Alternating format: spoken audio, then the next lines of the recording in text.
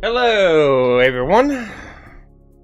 Excuse me, I just made a mess because I just dumped about 20 milliliters of alcohol all over my damn desk.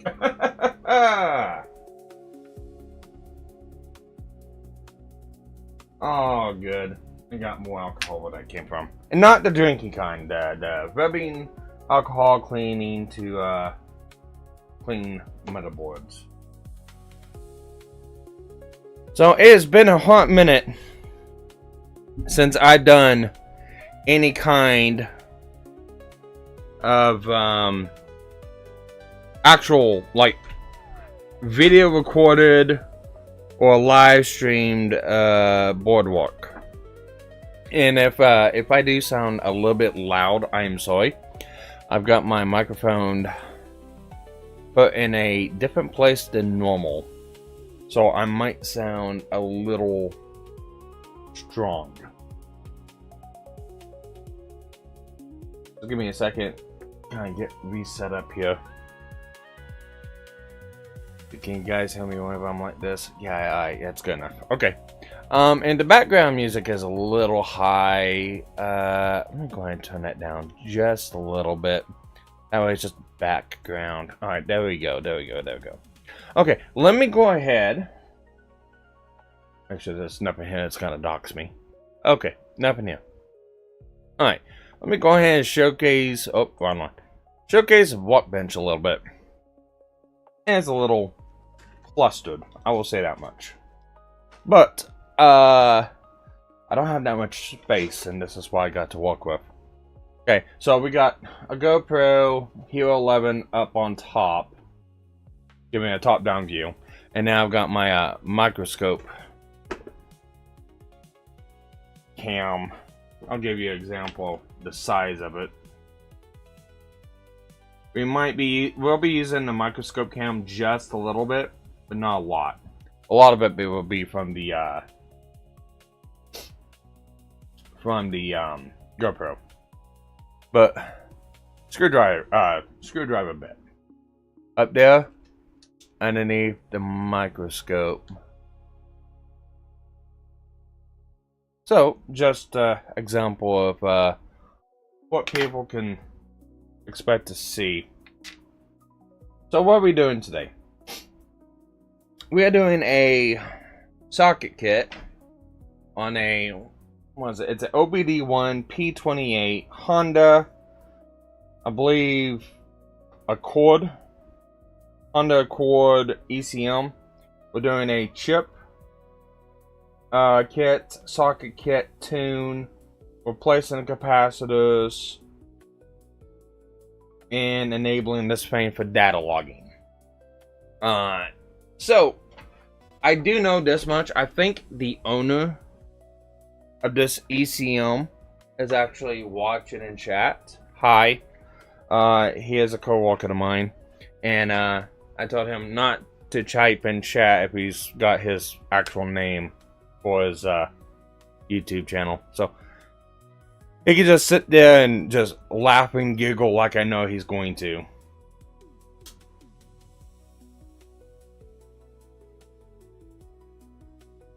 So let me go ahead and get... Oh, what do I want?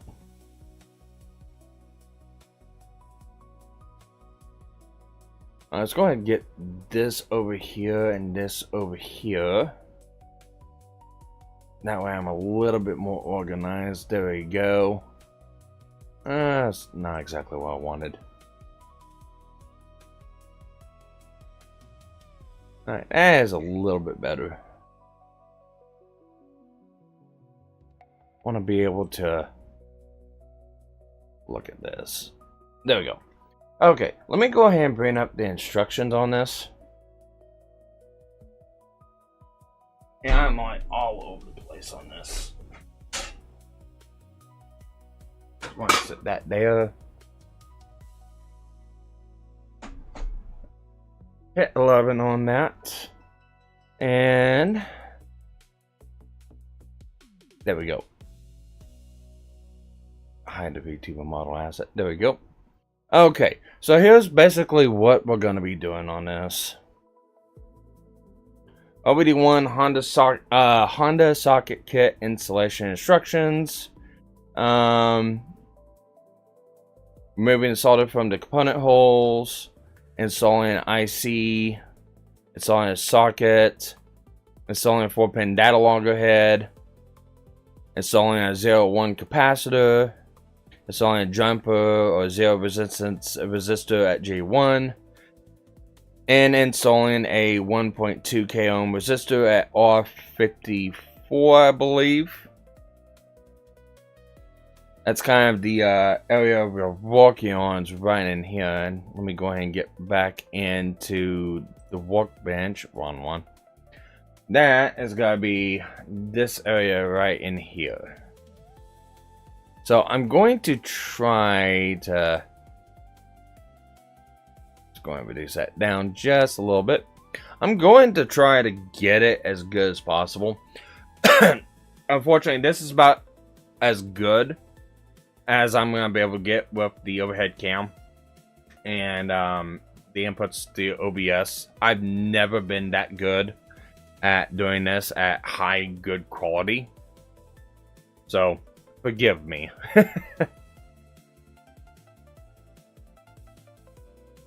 But we got our I need a there we go. There was a little bit more alcohol in that one. And my phone is... Alright, you guys can't see the phone. Alright, good. I can keep the phone right here out of sight, and it's propped up pretty good. Alright, good. I like that. Alright, so first things first. Let's go ahead and remove this thing out of the board. So, like I said too, we're also doing capacitors. I don't think we got all of them. I don't think we got this one. This big capacitor right here. I don't think it came with that one. I might have to look for that. I'm not entirely for sure. But we will check. Here's our other components, our sockets, data pin header, our capacitors, all that good jazz. Resistors. I'll try not to cough in the mic. I'll try to. Ooh. I need that out of there. Don't need that. We're also going to be replacing all the screws in this. There we go. Going to be replacing all the screws in this. The backside motherboard's got to be Phillips head. Can't really see that one. And on the outside, we're going to be replacing them all with Torx head screws. Just kind of give it a unique look. I'm told that he's going to be replacing this cover plate. So, he's been really dying wanting to get this back. Do I have a timing light? No. No.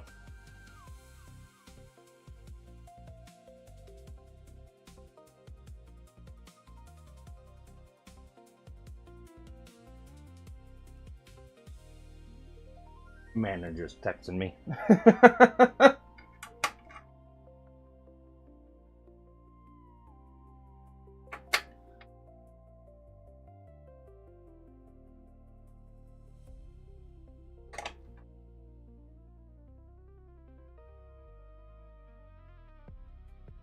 Oh, sorry about that, guys. It's an ashtray. Oh well, it'll walk.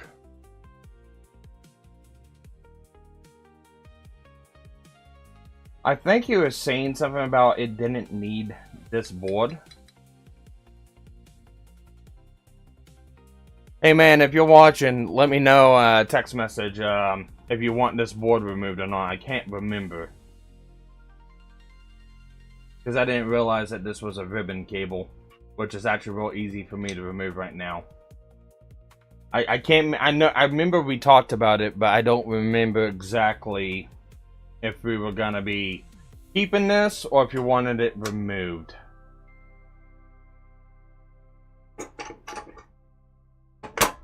So that, let's go ahead and get backside off.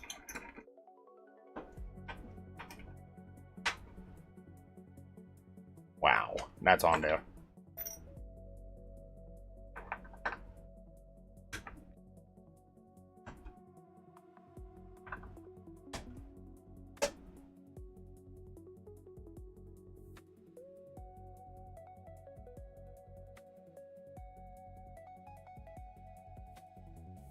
Alright, I'll go ahead and read what it says. Go ahead and keep it there for me. I'll delete it into tune. That's the thing that makes the P72 super rare. Okay. You know, I actually got asked this too. Is this the ECM that came out of your core? Or is this a junkyard ECM? And if it's a junkyard ECM, do you know if it actually worked? I'm just asking before. I didn't ask you that when we were talking about this. So...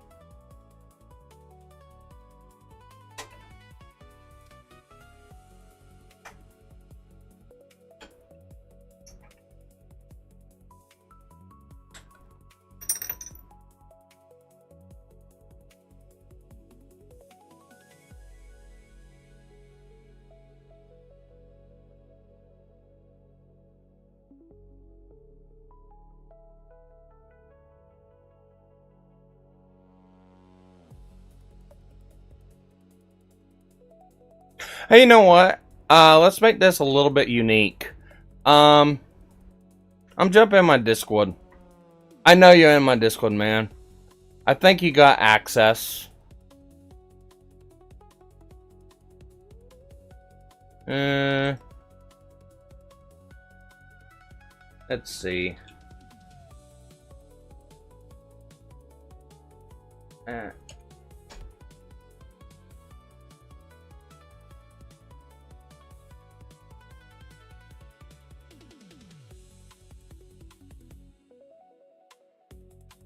There you are.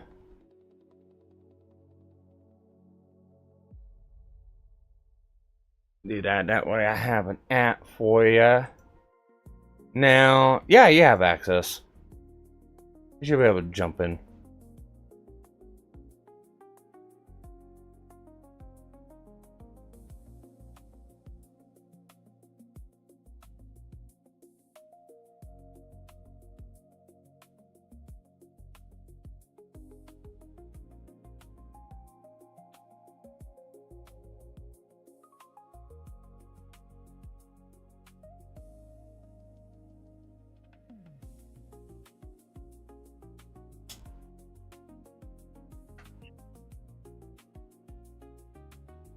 Alright, cool, man. Cool. I'm in my Discord. I'm in my Discord in VC. It's in the very bottom of the Discord itself. You should be able to hop in. You have access to it. That's if you want.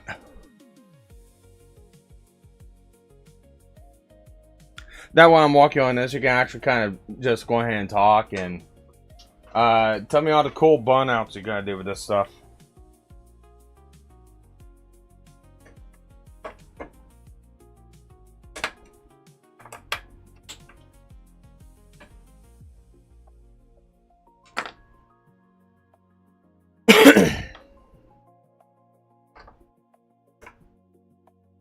And while I'm doing this, I can go ahead and stream.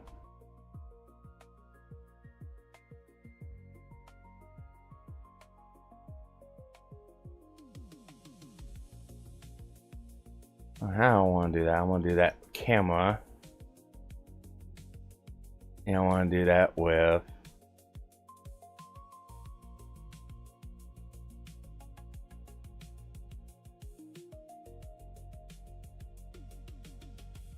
Oh, that's not working. Okay.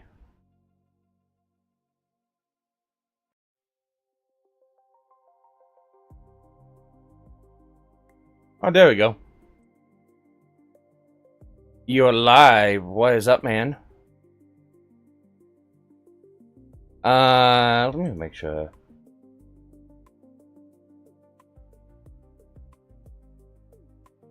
Ah, you're joking. Hang on a minute. I gotta do something on my end.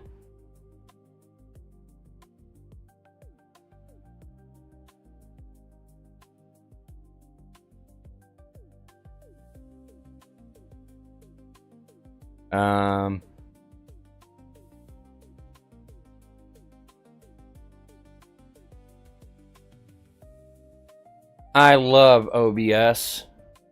I just absolutely love it. I don't. I fucking hate it. I absolutely hate it. I created a new deal so I can have my bench cam because I'm using a new version of OBS what I did from a long ass time ago, and I don't have my Discord audio, so this will take just about a second. Yeah, widgets, apps, video capture source. No.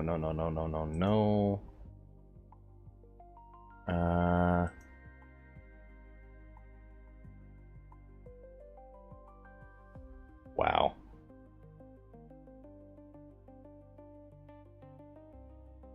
Oh, there it is. Okay. Want to copy that. Go it here. Paste.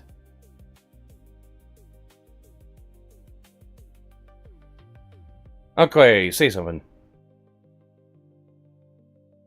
Okay, they can hear you on that one. Let me go ahead and paste this over here. Okay, cool. People can hear you now. Cool. Alright. So tell me a little bit, because I know we talked a little bit, you know. I know you bought this car, and I know you got some hot plans for it. And I'm usually kind of a dead stick whenever I'm working on something. So go ahead and tell me a little bit what you plan on doing with this, or what you wanted to do. Because this is, I want to say this is your dream car, but this is your, you're gonna get out and play with it.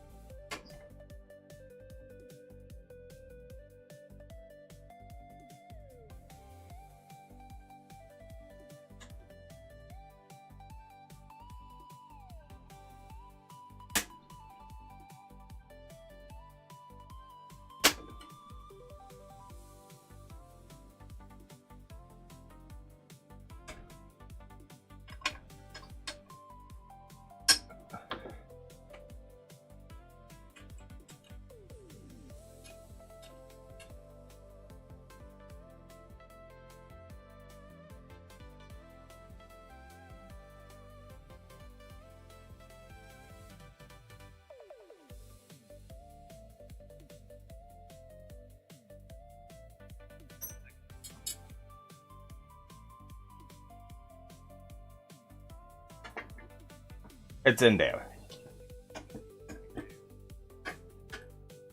Okay. I didn't know that's... I remember we talked about it. I just couldn't remember off the top of my head. Cool. So you say you can remove that with the tune. I wish some of the engines we walked on at walk actually we could just boop, delete that.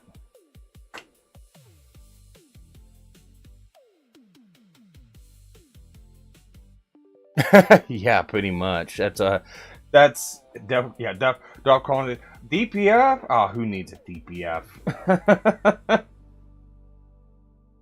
Let's see, hang on. Thrice Reforged, what's up, man? How you been? Doing good. Doing some sidewalk right now. Trying to get back into doing the workbench stuff. Which, yeah, I'm definitely out of practice. It's been a minute. I'm just saying how kind of lucky I'm admiring this thing. Without an actual schematic of what this thing looks like, I can't tell you what exactly everything is. But I can... Oh, what was it? I was trying to do... What was I trying to do? I was trying to...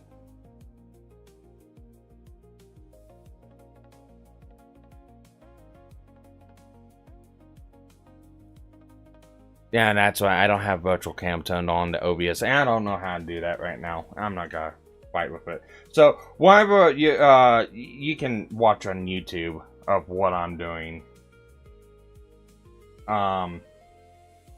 I know we're working on this side of the board. But one thing I do need to do before I forget is we need to fix your actual mod board, because the capacitors did fall off of it. Yeah, it's I had them like 3 days ago. One of them fell off. The other one, I don't know exactly. There it is. So, and this is just a product of lead-free solder. It's really weak. It does not hold up. And it has issues. So, what we're gonna do is we're gonna go ahead and get that turned on. Get that turned on. Get my soldering iron up and going. And let's go ahead and change over the scope itself. Okay.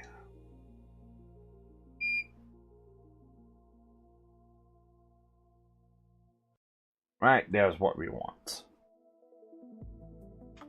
So we're gonna do two things. First things first, we're gonna put some flux on this. And then we're gonna get some good, nice leaded solder. We always like the lead.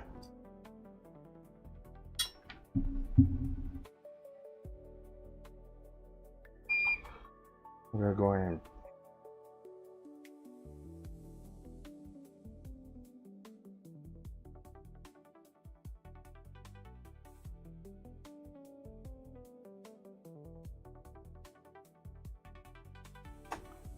do that first.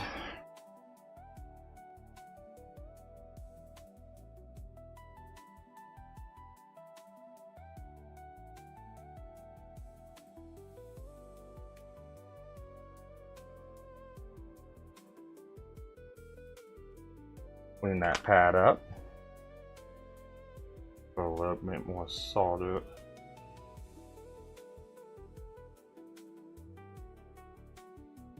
I'll show you something that's wild. It's this one up next. So, you remember how big these capacitors were, right? Okay.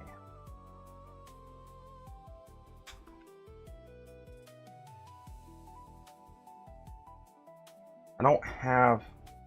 What do I have for reference?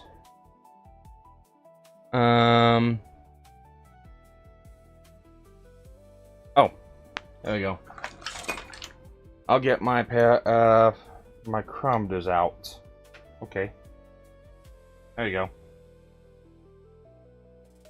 There is a reference of scale. Yeah, well.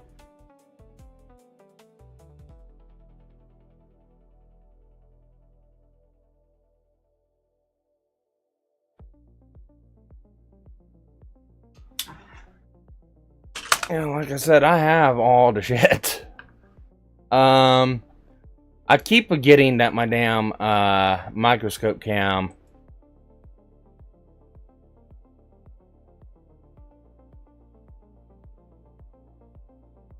I need to change that up. Resolution changed on me a little bit. there we go. Because I gotta remember to keep this fan in the center, because I can see a lot more what the camera's not picking up on this. So I'll get the solder in and push it off camera, and then nobody can see it. Okay. Actually, that's a good reference. That's my fingernail. And I'll come back up in a second.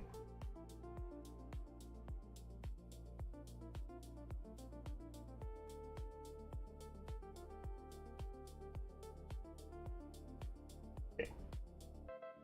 With that done,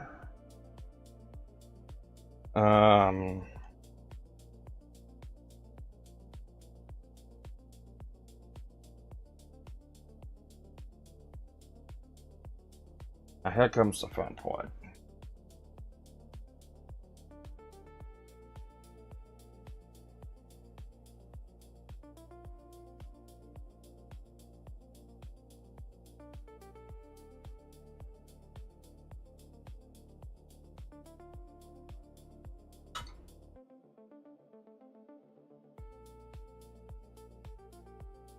I'm trying to do this stuff with tweezers. I'm trying to make it as professional as I can, and I can't see because of the perspective. There we go.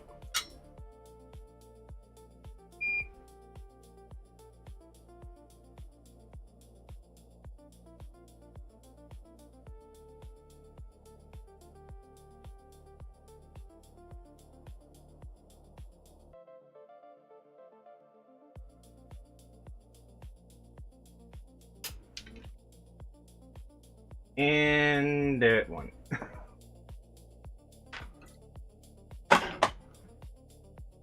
Luckily, it didn't play Palinko down the table. That would have been fun to find. And my hands have... It has been a minute since I've done this. I am like very unsteady.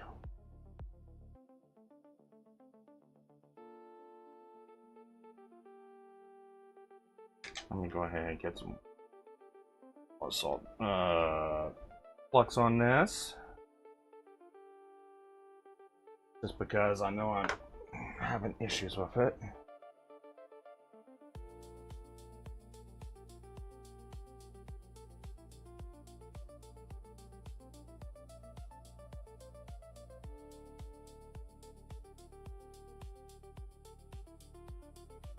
Hate these tiny ass components, but you can. There we go.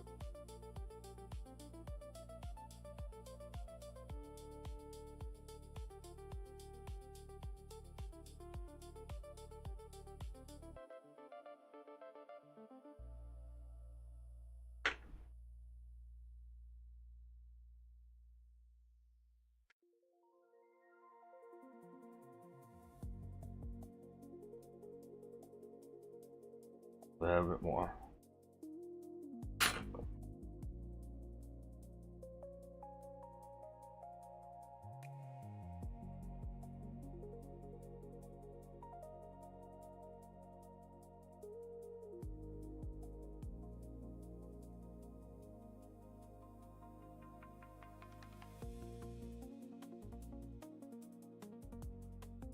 There we go. Got one side of it down. This is where a hot air gun does wonders. But then you get parts that fly off the board.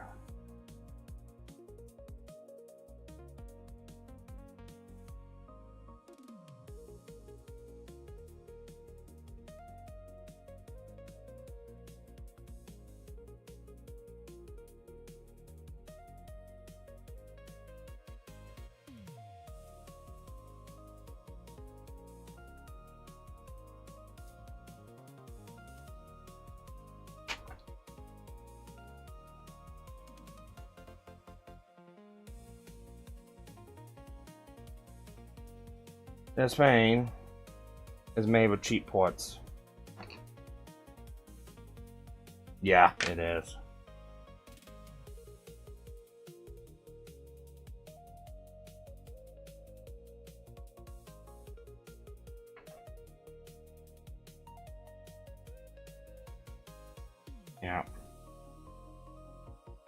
Alright, you see that right there?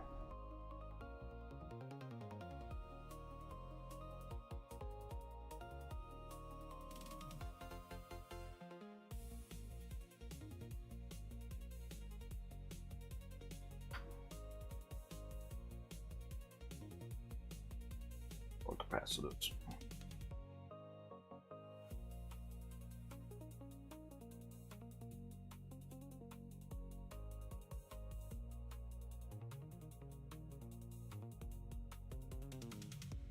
We go. There's that.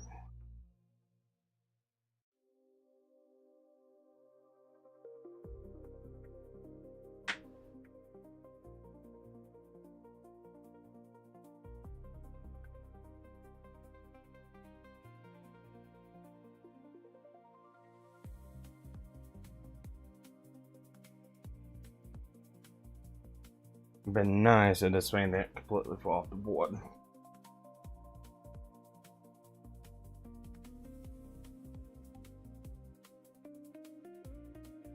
Alright, let me get my helping hands real quick. Cause this thing's gotta drive me nuts not being able to hold it up the correct way.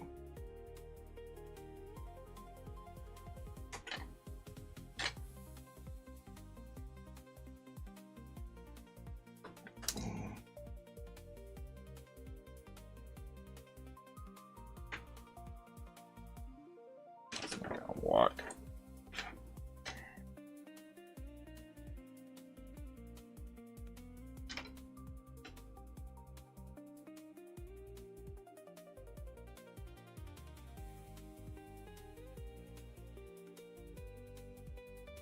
So how is this engine built again? You were saying that this thing was kind of beefy.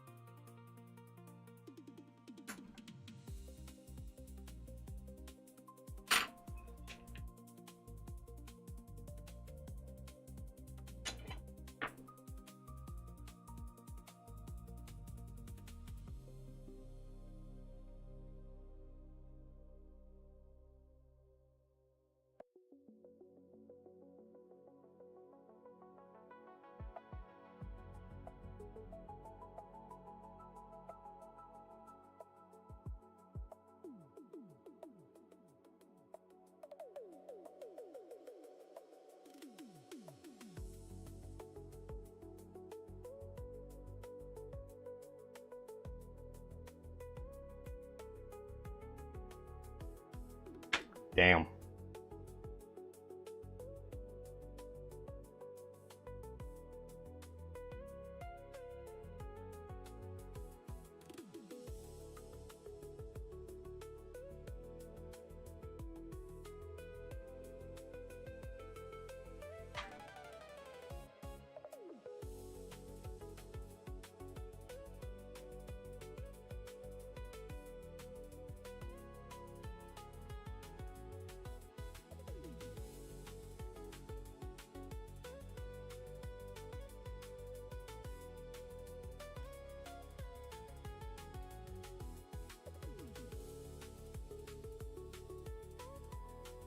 Alright, well, so one thing I'm gonna do is on your little board here, is I'm gonna find another capacitor for this. I'm gonna order it, and I'm gonna do that, because unfortunately, when this thing broke off the board, I think, and like I said, this happened during shipping, it cracked the leg on it, and it came off on me. So I'm done messing with it right now because I know I'm not gonna be able to get that. So, not that big of a deal. I can continue to do everything else. I could possibly get it done. I'm just not wanting to do that right now. So, yeah, I'm gonna grab a little bit more.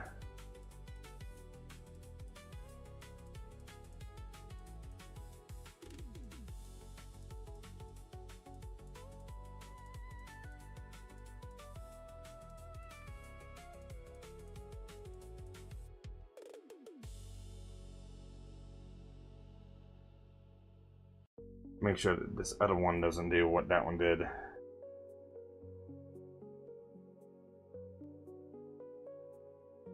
Alright, this one, I need my micro solder.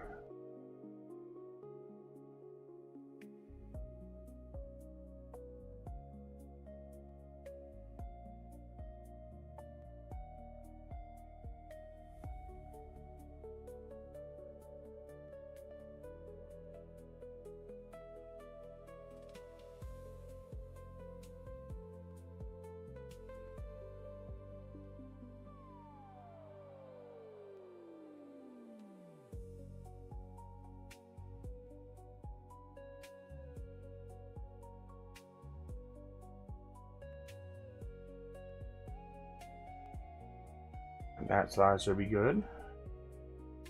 Now let's get the other side real quick. See.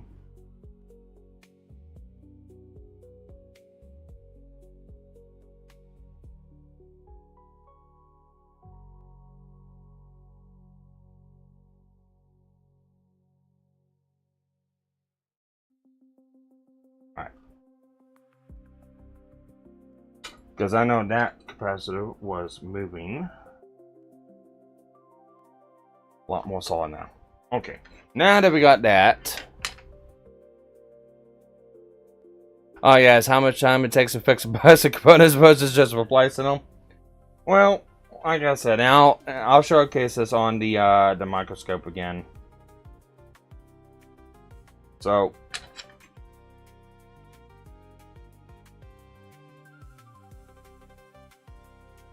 So what ended up happening was, and let me get my freezers out here. This capacitor, whenever we were looking at it at walk, we noticed that this end of it was moving pretty good. And on the transport from walk to here, when I got it out, this capacitor was off in the bag. So it was poorly mounted onto here. And it basically took that leg off, and like I said, I can possibly get a leg on there.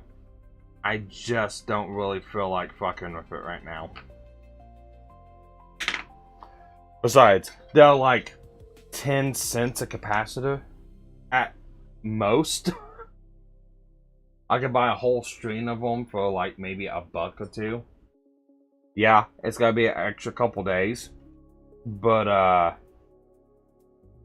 not that big of a deal. Or I might have an old circuit board around here that might have that exact style of capacitor on it, so I can look for that later on, but I'm not gonna do that right now on the stream.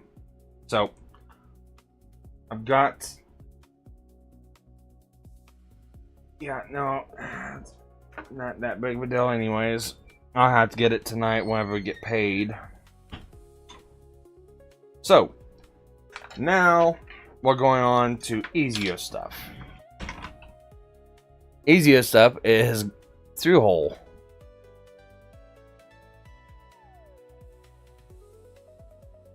Which, it's probably going to be better if I just keep the microscope on it. Yeah, it's a little bit tougher for me, but at least people can see it.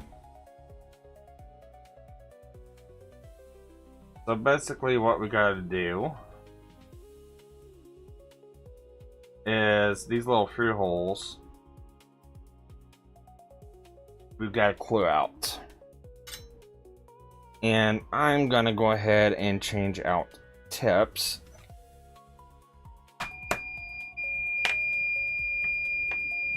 Yes, I know.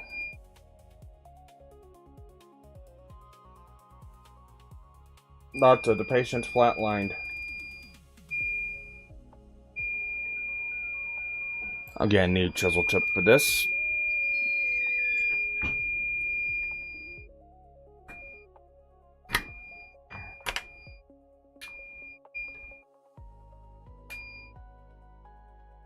There we go.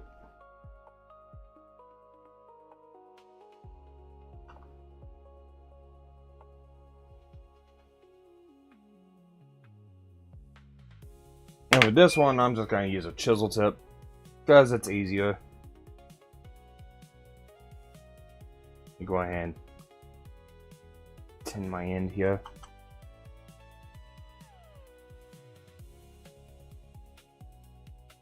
I think this is the one that's gonna have the socket itself.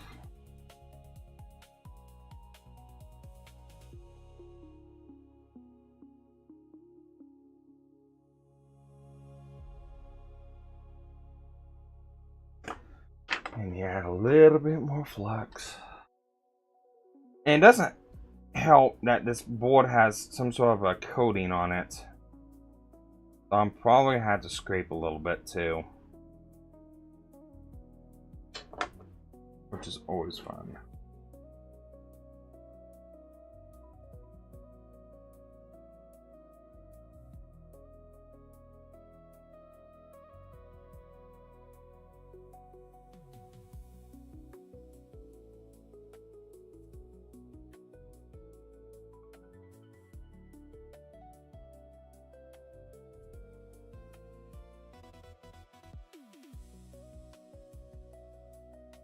So you were asking me beforehand if I had a solder gun or a solder pump, right? Yep, I have that, but technically for this you shouldn't need it. You go through here and you put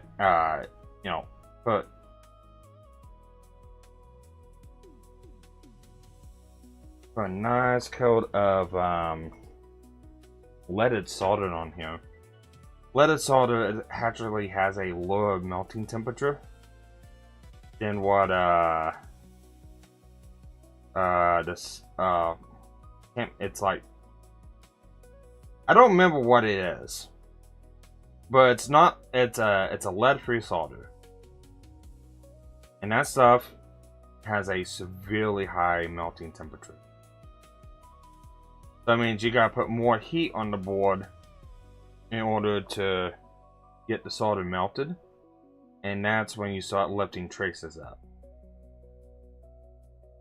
So we go through here and put a little bit of leaded solder on here and mixes in with it and lowers that melting temperature down.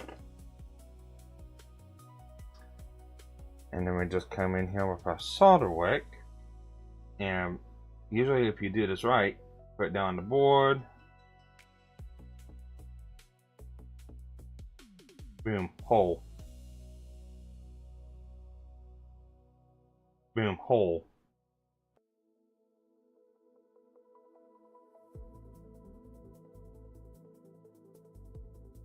So we got 3 holes already that's exposed.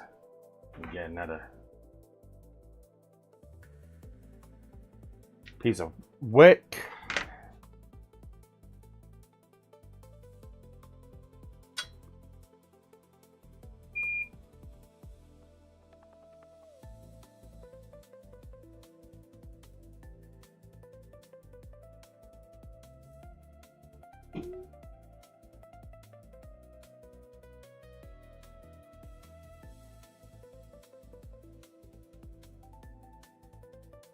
I told you it's fun to watch. Wasn't lying. Cool. So we got 7 holes exposed.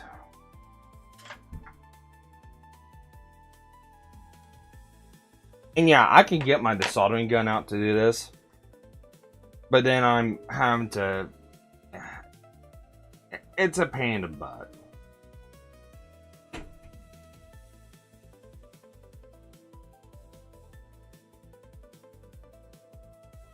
Aside for the slight complication we had, this is real simple. It's kind of like welding. A lot of people think welding's hard until you learn the technique behind it. And once you learn the technique behind it, welding's easy.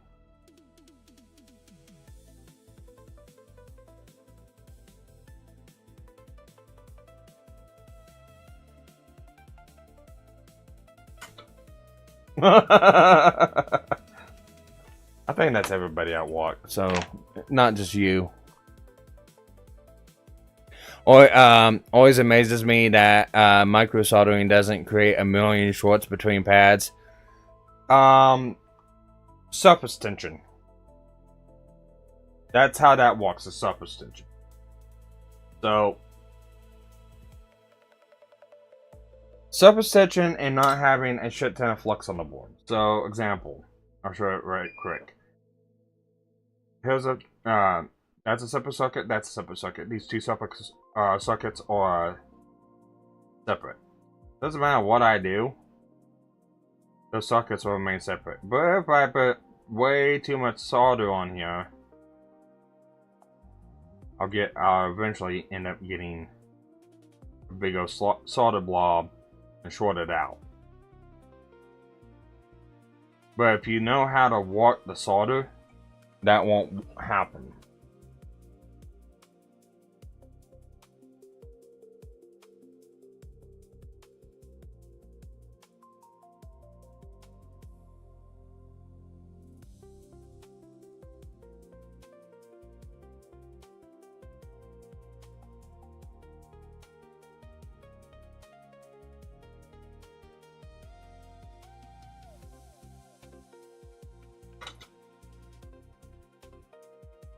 I don't know how much of this stuff I've went through. I know I've went through a couple rolls of these solder braids.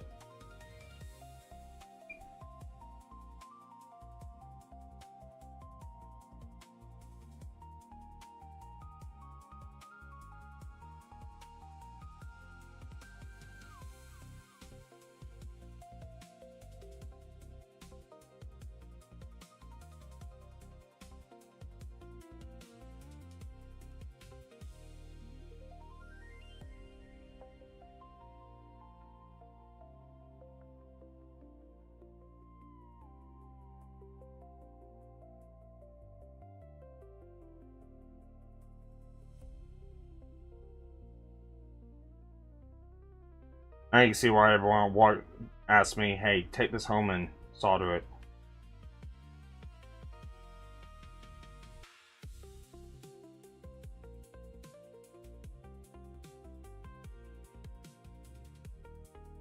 Oh, I have my limitations. Usually when you see stuff start flying, you know I found my limitations.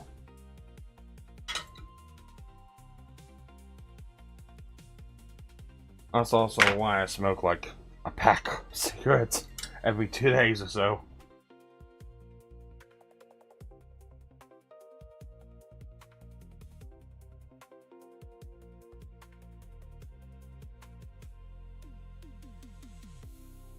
I remember you showed me.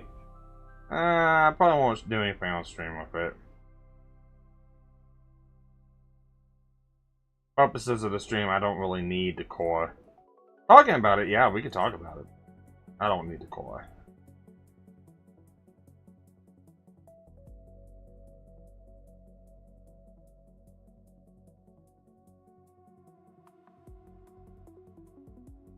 Okay.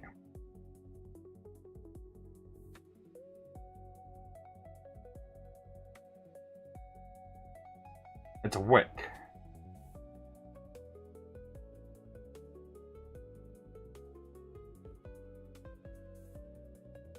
Yep. That's all this is. Some of these holes, like this is a ground plane. That one is just going to be a pain in the butt. So let's go ahead and flip this over.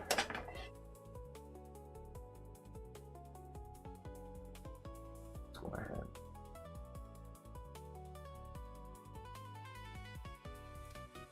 You notice I've got some balls up in here.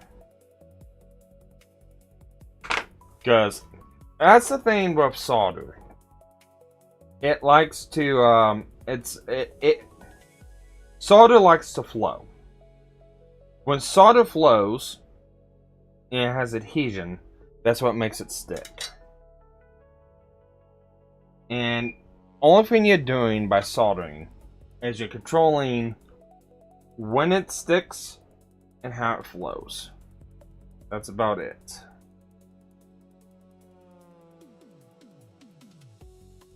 Now this side of the board is a little bit scary because we have all these little small traces right here.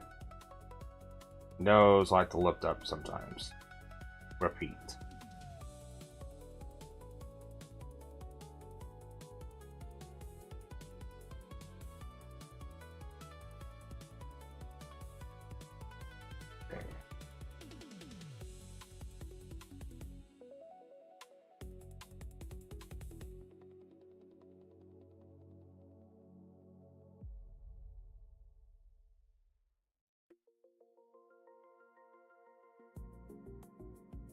Can you imagine trying to do this on your own?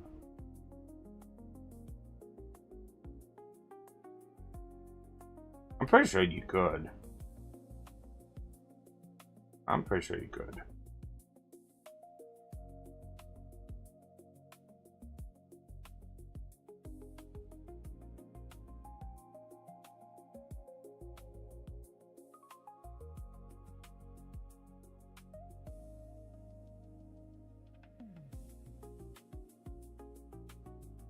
Okay. So usually with a hole like this one, because here's the thing, this entire thing, this metal backing, that's a ground plane, and that is part of that socket. And what happens is that that acts like a heat sink. So you gotta dump more heat into the board in order to get that to come up. Problem with that is if you put too much heat into the board, you will destroy it. So, easiest thing you can do, grab yourself a sacrificial pot. Got a little capacitor here. Not little, it's actually pretty big.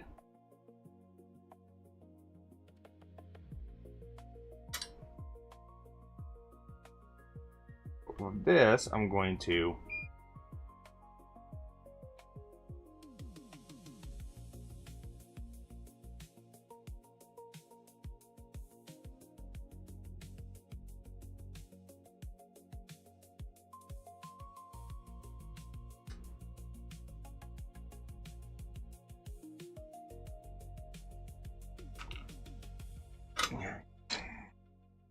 that is a massive ground plane. Okay.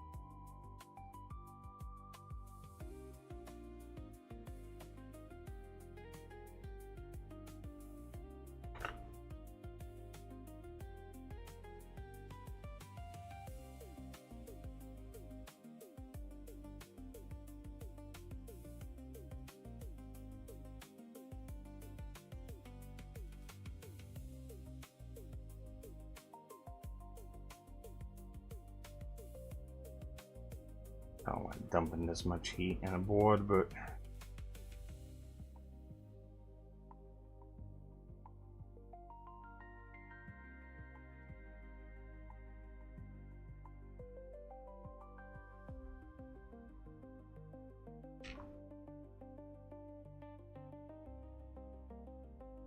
have I ever told you how much ground planes suck?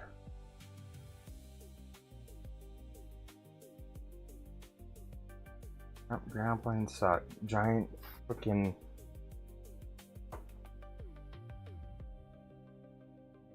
giant heat sinks is what they are. Alright, I'm gonna have to swap out tips.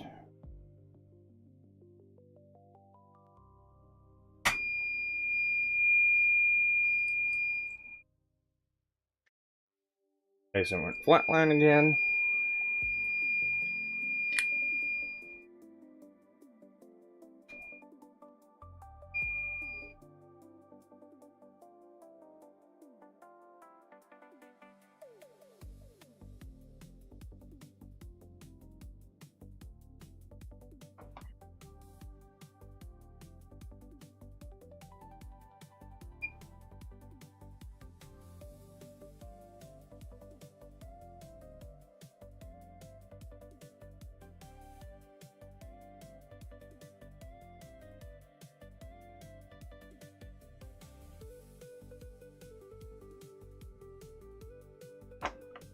Alright, this is where I need a little bit more.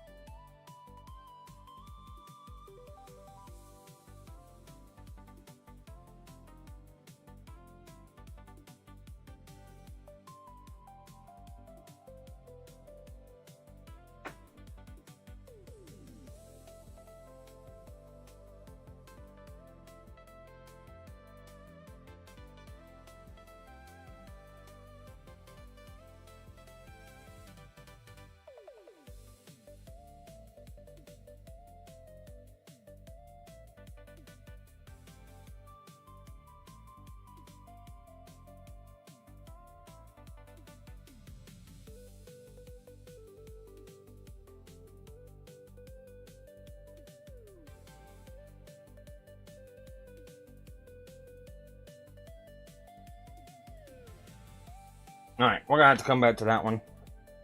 I'm gonna have to do a little trick I do sometimes on them.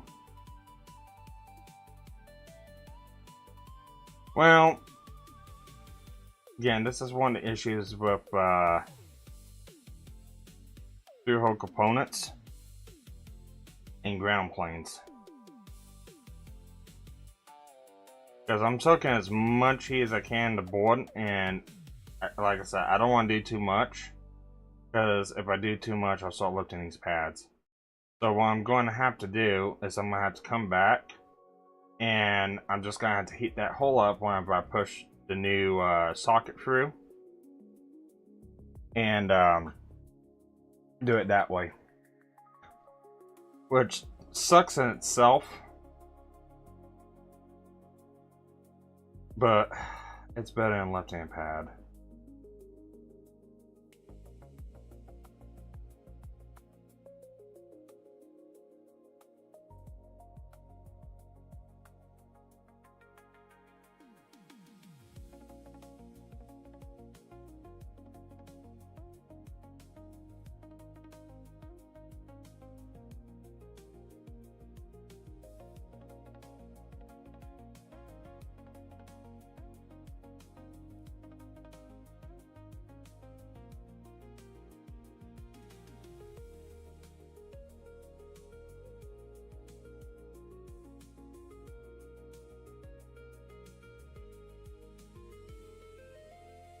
You can tell I'm starting to eat away at some of the solder resist on the board right here. And that's also something that happens, which is not a big deal. Okay.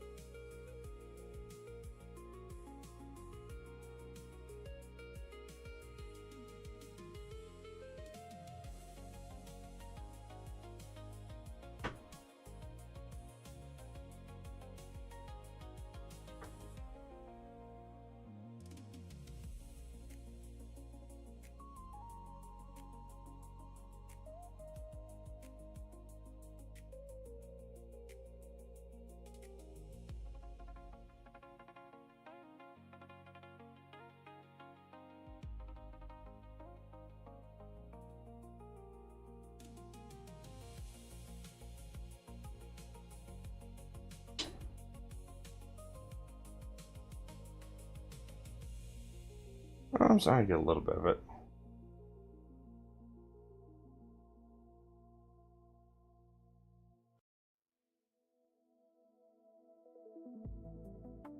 Alright, hang on. I've been neglecting chat. Well, that's another thing that happens whenever I'm doing stuff like this. I become so focused and engrossed with what I'm doing, I don't pay attention.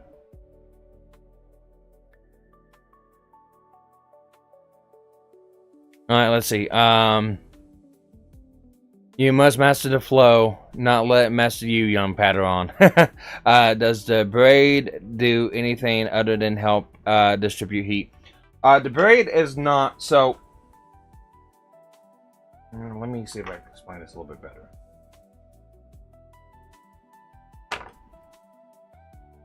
I'm gonna try to do this with the end of this braid.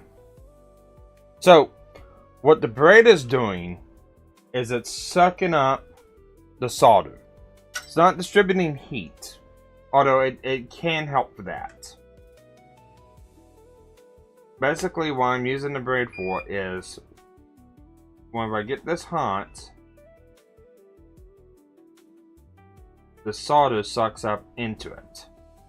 And that's basically what this braid for. It's a sacrificial copper braid. Its only job is to suck out or absorb solder or excess solder on the board. That's the only thing it's for. Now, there's different things you can use it for. Distributing heat is one thing you can do.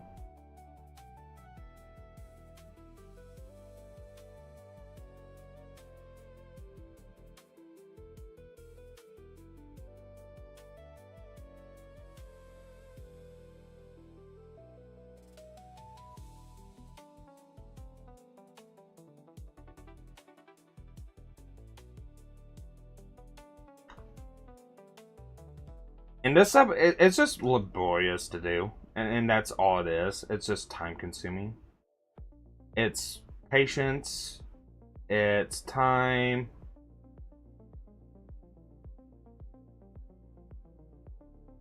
It's just all that stuff.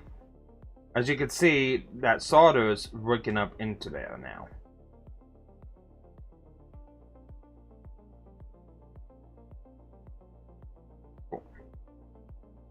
Clean that hole out. And this is another technique you can do. Is like, I've got a carved, pointed tip. I like using the chisel tips, but something like this,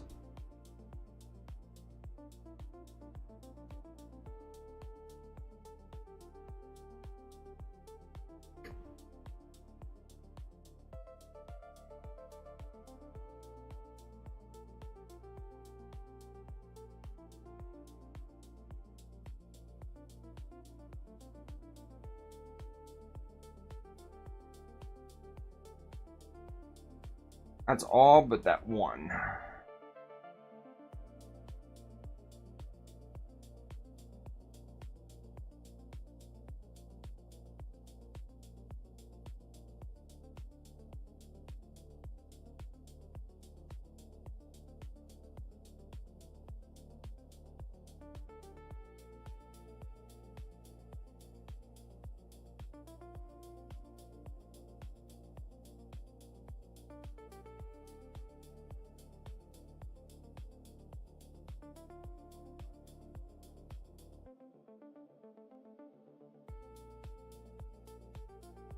Yep, it is. I'm not done yet because this is the socket. Those RAM chips I gotta do next, or programming chips, whatever they are. I don't know exactly.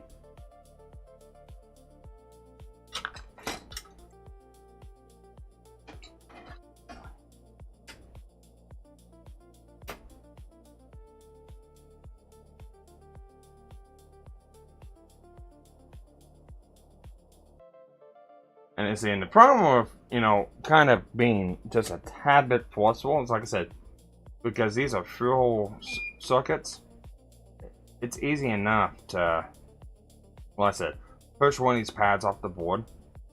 Which, in a day, it's not the end of the world. Definitely is not fun. So, I can just go through here now and check one by one and see if I can. Oh, I can go through that one.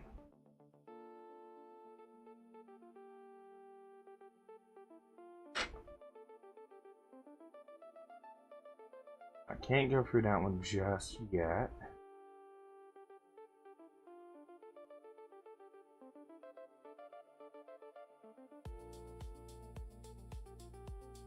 Alright. That one's got some solder in it still.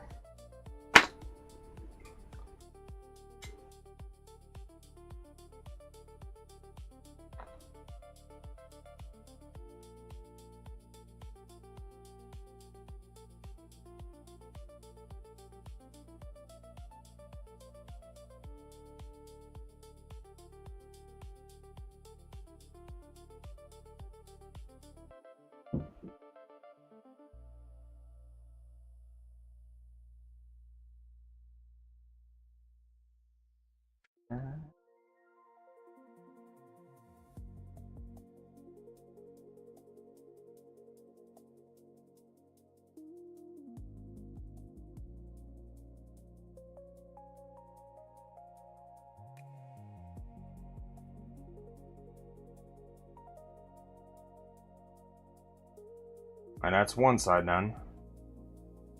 Now on this side, see, that one, that one, that one, that one.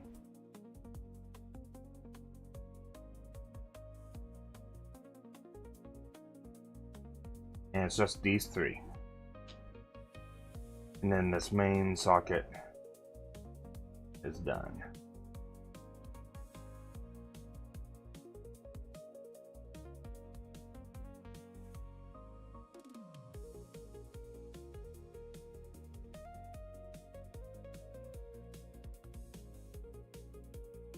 Comes on.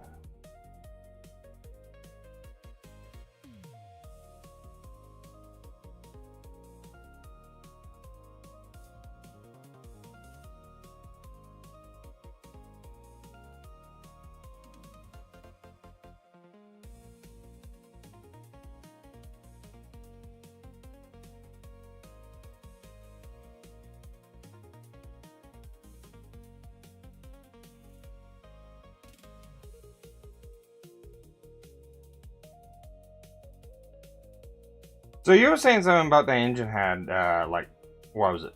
Billet connecting rods or something?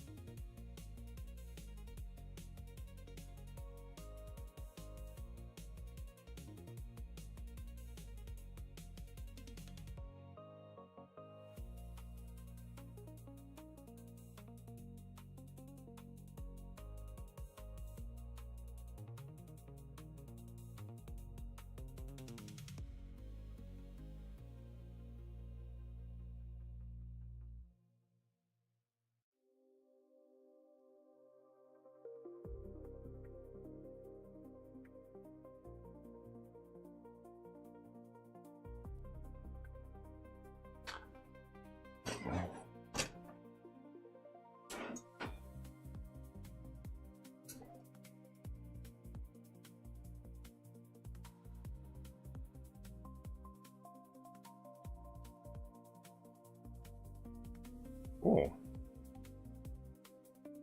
Alright, so all of our holes on the main chips cleaned out.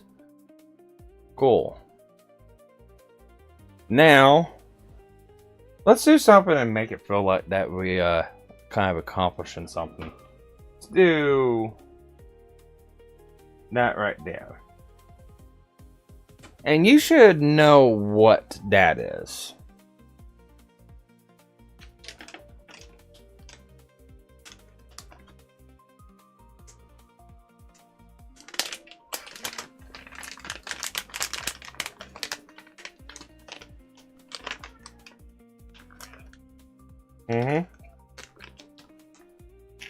We gotta do the same thing. Yeah, it's the data logger. So I'll showcase this right here. These are the pins that go in it. The shorter side is what goes through the board. And it goes through the top, I believe, up here. And gets soldered down at the bottom. Again, we gotta do what we did on the other ones. And see, we gotta do that to... What was it? We have to do that to this. We have to do that to this. And then we got some 3-hole components here. We gotta do it to, like, not specifically that one, but there's a couple other ones that I need to add resistors. See, there's capacitor, resistor, and there should be another resistor. It's like a 0 ohm resistor. I think that's it. Yeah, that's a 0 ohm resistor. That's the chip that goes into it. These headers are for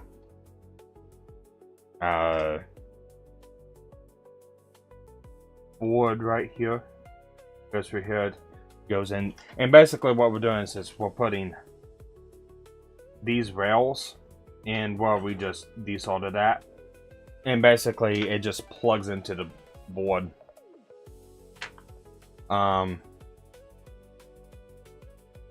Although they do have that. I don't know why they gave us that then. Oh, no, yeah, because... Okay, yeah, no, I get it. Okay. I get it. I see what they're doing. And it's probably to give it some height, too.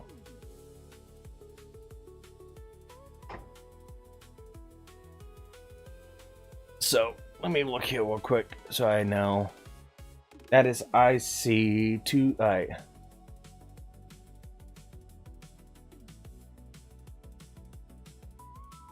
Not the 3H.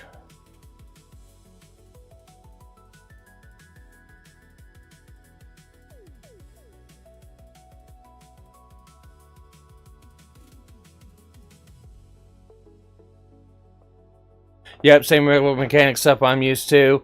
Hours of prep and removal installation as an assembly. That takes 2 minutes once it's all ready. Yep.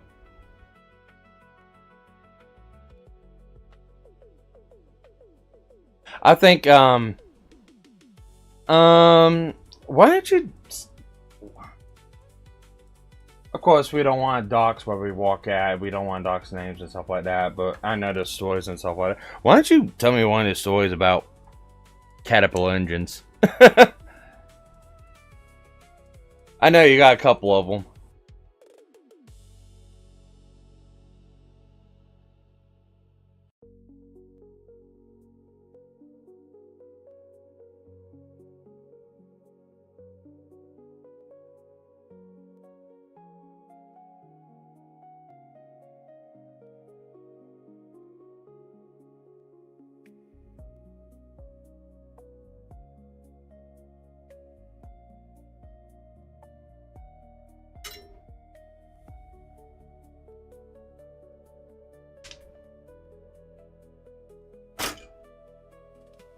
I was gonna say, you sure it wasn't midget?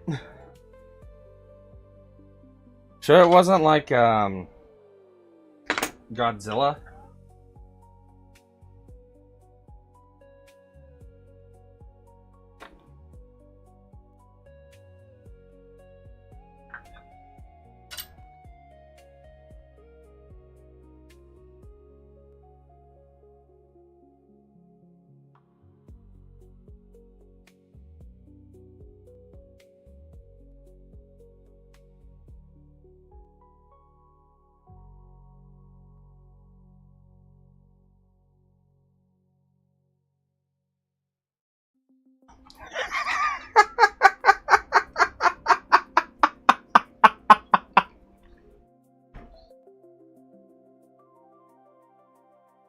How?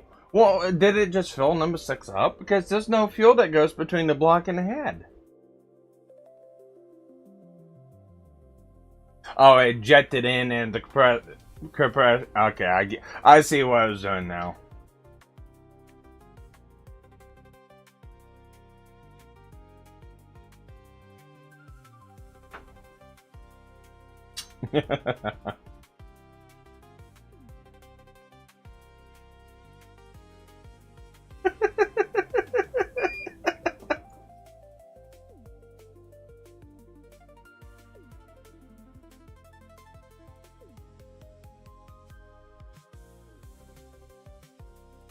I don't know, you've been getting a lot of different stuff. It's like you had that transmission today. That was fun.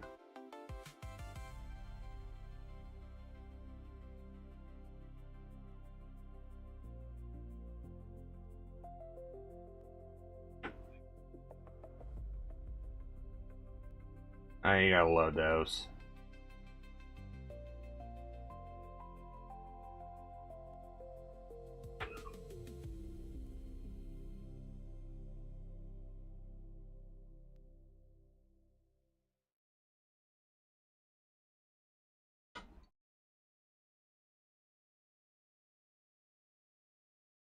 I mean, they don't. As long as you don't have a bunch of shit in the way, and I think that one you had to take the exhaust down.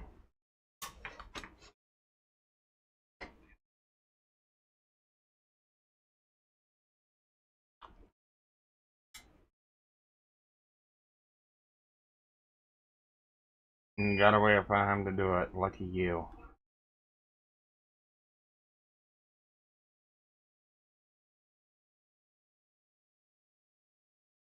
Yeah. Guys, I don't care what truck driver tells you.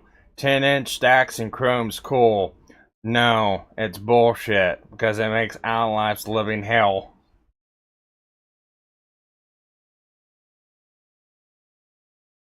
Cool. Mm-mm.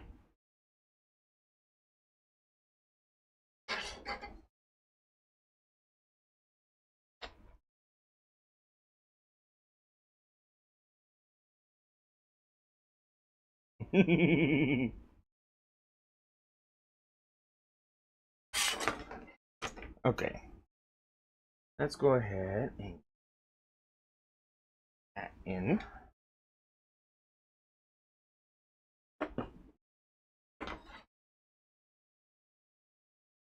I want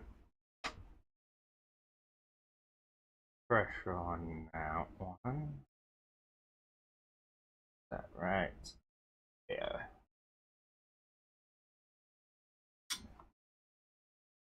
So I've got the pins in, and I don't have the holes fully cleaned out.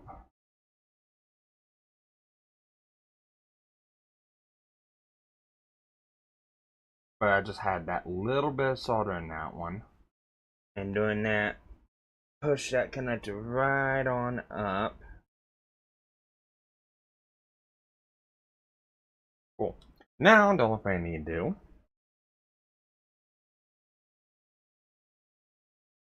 this is how easy soldering is supposed to be. So you just lay your solder up against what you're working on.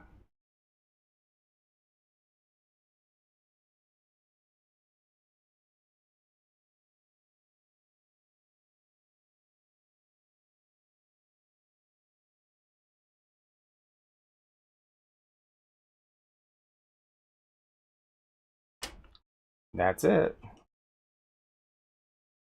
All there is to it. You have a little bit too much solder on that. Not a big deal.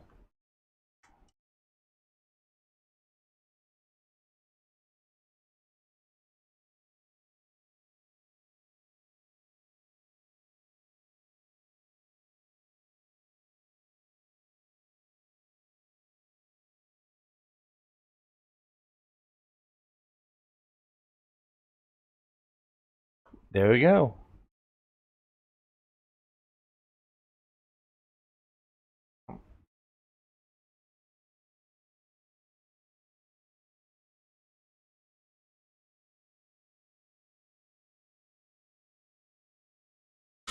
Now let's go ahead and take a Q-tip. And let me resort my music here. There we go. Q-tip here.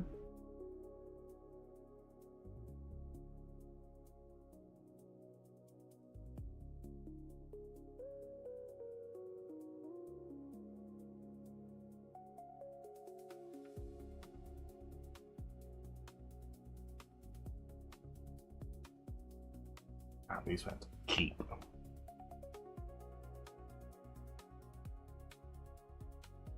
Good solder joint. Nothing's missing.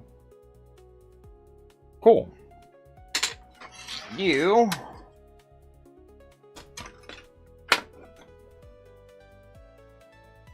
now have data logger.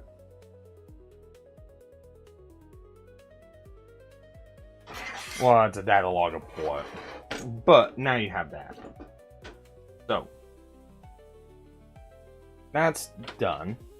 I kind of don't want to do any more sucking the solder out of the damn hole right now. I think I have my fill for it multiple times.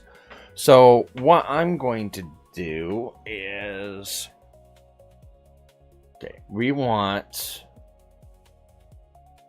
I don't want IC4. Install socket or pin. Oh, socket or pin header. I don't want to put a socket in that. I want a pin header. Probably because there's a different type of tune you can put in. Yeah, because they make this where you can have a couple different options. That's what it is. Okay. So, example. That is a socket. Which, basically what that allows me to do is I put that in there. And if I get a chip that fits in there, instead of having to solder it in or desolder it, if I have to take it out, I can, the socket allows the chip to be pushed in, and if you need to take it out, you can pop it out. You don't have to desolder. So that's if you have like a chip, I guess if you have an actual ROM chip you want to put in this. That's what you want that for. What you have, and again, let me swap this over to the other view. So what you have, all right, there we go. What you have is a Snake OBD1 Emu. So you got Emu. So it's basically a FPGA board. And this is where you can hook up and you can customize the tune as you're going along. Yeah, and that's what those for, because that fits right down on top. Yep. Okay, cool. So instead of the socket, which is what this is, instead of a socket, we want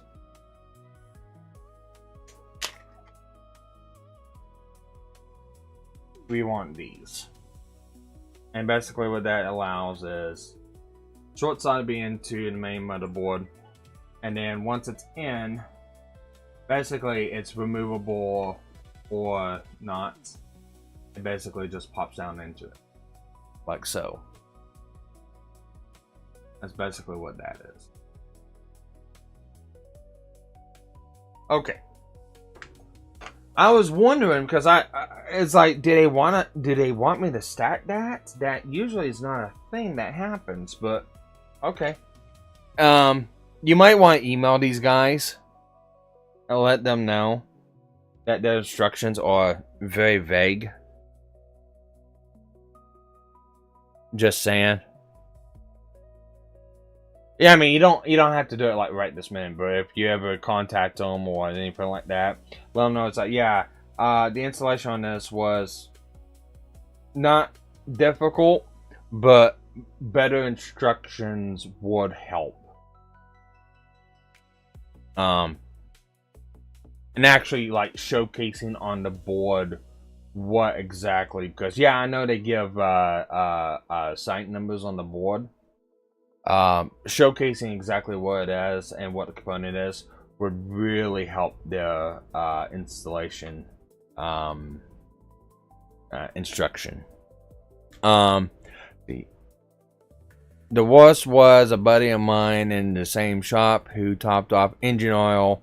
Only realized after testing that he'd used one of the two rated oils, but they want mutually compatible dead unit, I guess. Like for us in shop, we used to run 1540, we run 1030 now. And that's in all engines. And I know there's a lot of people who's gonna yell, go, oh my god, it's a diesel, it's supposed to be 1540. It's actually not that big of a difference. Packard is actually the one's been pushing that one. I think Cummins, you're still supposed to put, like, Cummins and Cat, Special Cat, still supposed to put 1540 in it. Yeah, well, it's tighter clearances. It's rolling resistance is why they do that. And I bet if you look, those X15s, you can no longer roll bearings in them. I bet.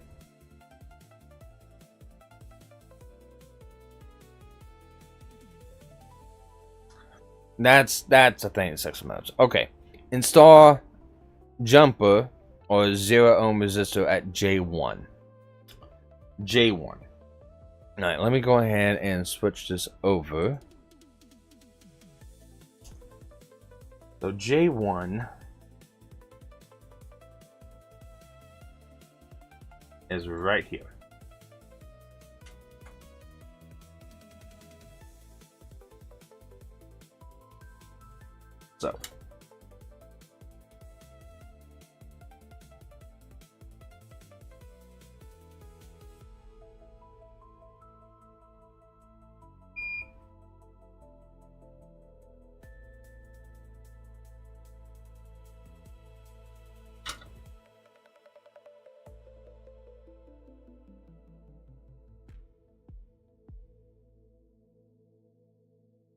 So what were you wanting to... You want to put lights in this too?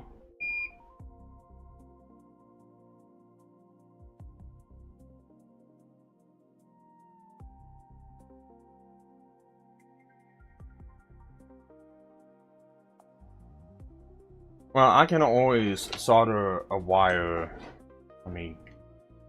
So on this ECM, I can either do on the front here on one of these wires, I can put some solder down and put a wire on it for one of the 12 volt inputs, because I would assume it'd be 12 volt LEDs you put in it. LEDs normally use 5 volts, but you can get LEDs that run straight off of battery power. They're just not the kind that, you know, you solder onto socket boards. But you'll be using like a light strip, I would think. So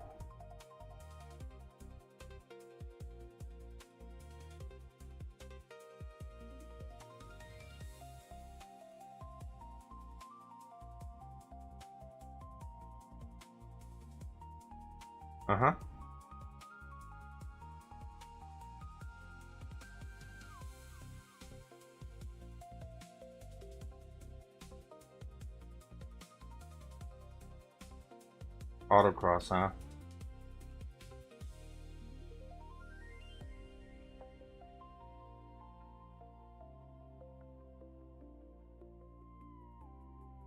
Oh, cool.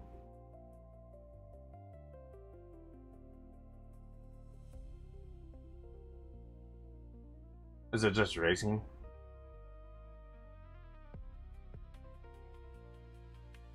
No, not really.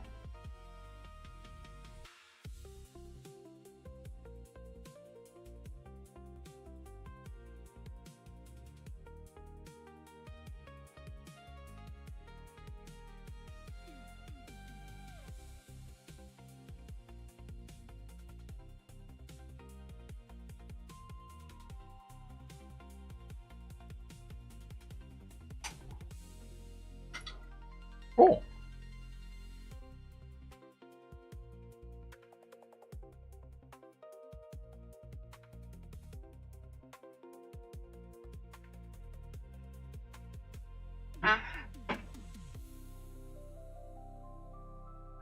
Oh yeah.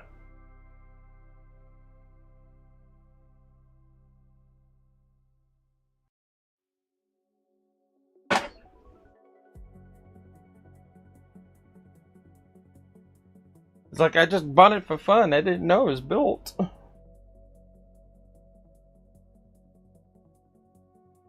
And y'all,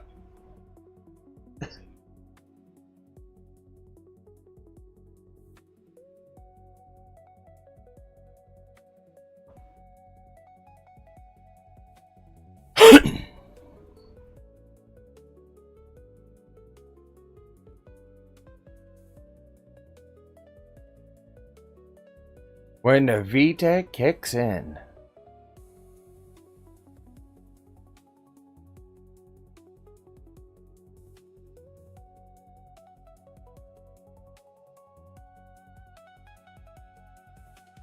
The J12 resistor location is not pictured in the diagram, but must be removed if installing optional data logger header.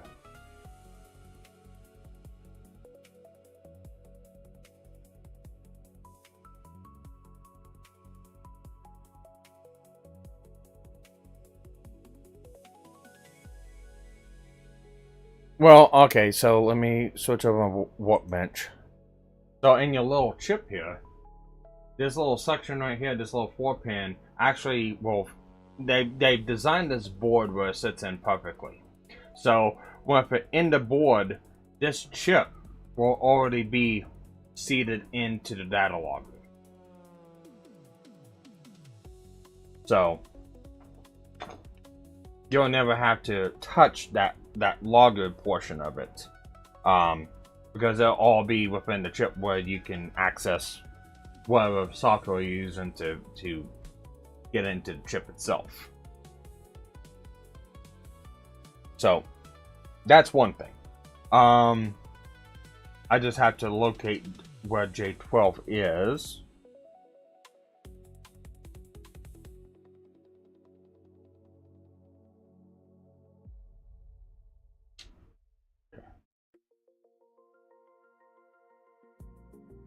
Gotta find all my damn things to make sure I don't. Okay. So.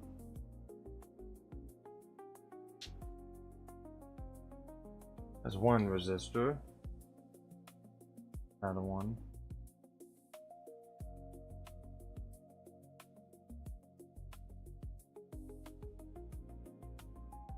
I need to look, make sure. Microscope real quick.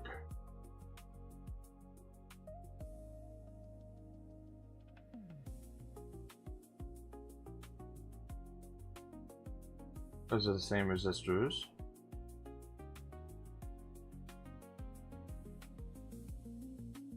Gives me two resistors. 1.2K.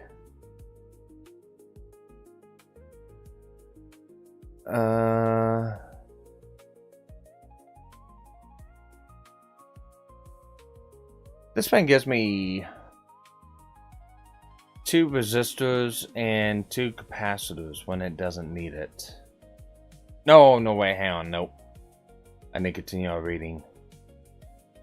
So, install a jumper resistor 0 at J1. That's what I'm doing now. Install a 0.1 microfarad capacitor at C51 and C52. Install a 4-pin data logger hand. That's done. Install the socket. The holes are closed out. The socket's not in, or the pin header's not in. Install the IC at 373 location. I have not done that one yet. Install the 1.2K resistor at R54 if present, which I have not checked to see if it's present yet or not. Okay. So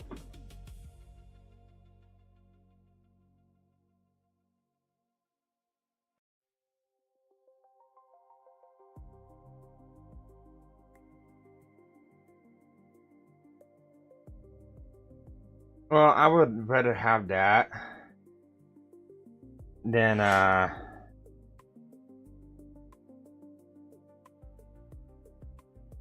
So being vague on instructions is not a good thing.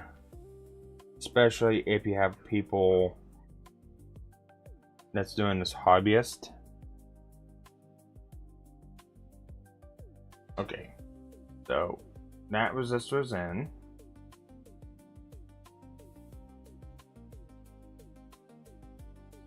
And what we're gonna do is turn it over. Bring it back up. Let's find where our wires come through that. Side the board. There we go. Okay.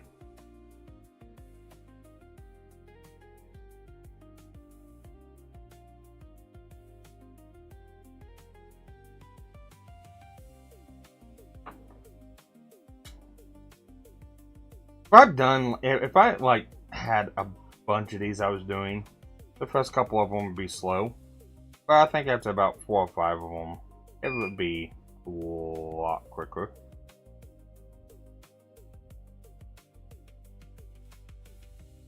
Yeah.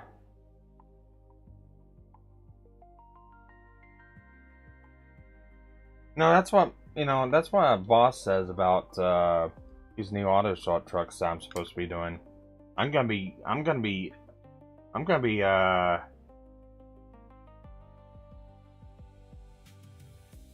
I'm basically spoken for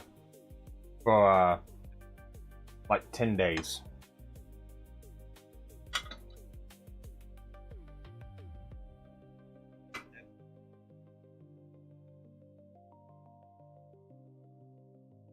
I wouldn't go that far.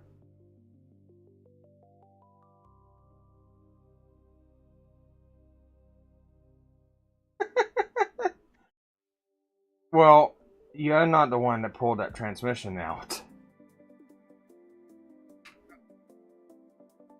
Okay, I was giving you a benefit of the doubt there, man. No, there's no saving you on that one. We have a Rogan chat. So how long do we have until you electrocute yourself? Blue wire to the red wire to the gray wire. Low voltage, no electrocution on this one. I know you're looking forward to it, Rogue. Sorry. I wish... Ooh. There we go. I need to remember, I need to come up to my camera every now and then, refocus it on the microscope.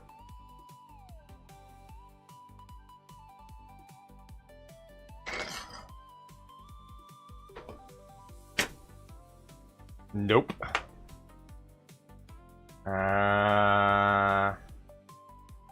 That'd probably be setting right there for you. When you get back. Nope. I didn't even clock onto it. I got that ticket at 3 p.m. today. I got that ticket at 3 p.m. I crawled underneath of it just to get a look because it's like, it's just burned up solder. Oh, shit. Okay. Stay clocked off of it. Then right store in it. Told it, yeah, it's fucked. Get somebody on it to make a list.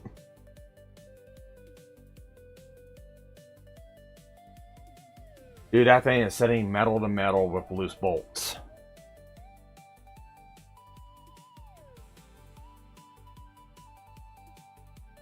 So, metal to metal, loose bolts. Okay, so I got the 0 resistor in. I need the 1.25 1.2K resistor at R54.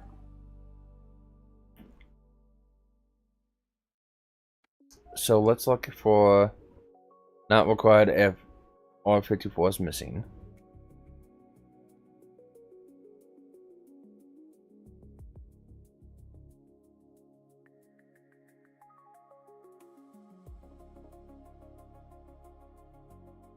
R52.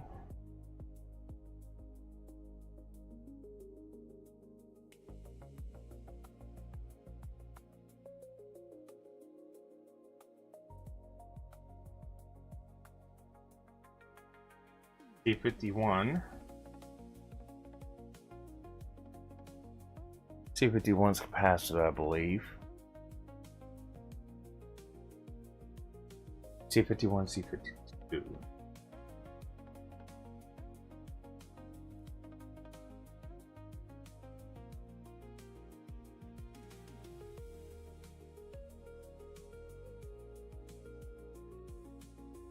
Let's see, 52. Ah, there we go. R52.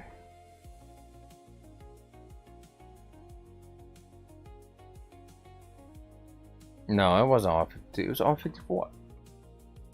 Yeah, R54. Where's it at?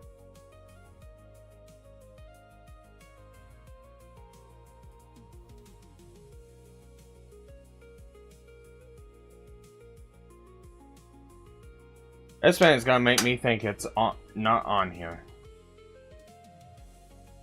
But there's R50.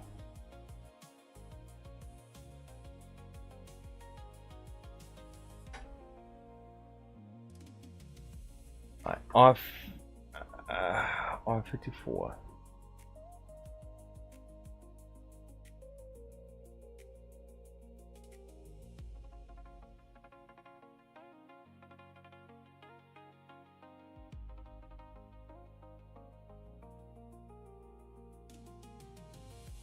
Man.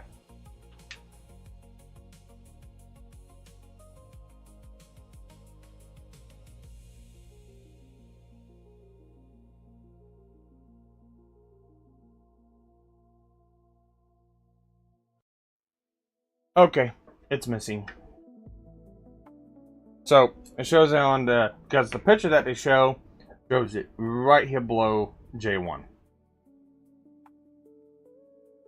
So it's one resistor we don't have to put on. So let's find J12. So I don't forget about that one. J12 is not listed in the location. J12 is a resistor.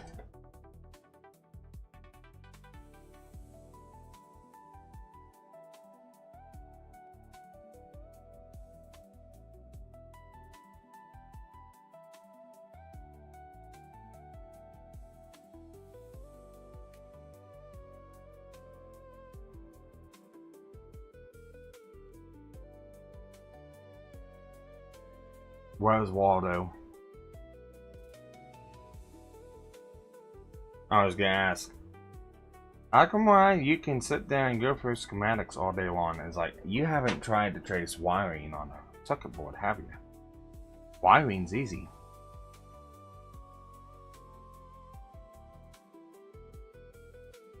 Is it J12? Yeah.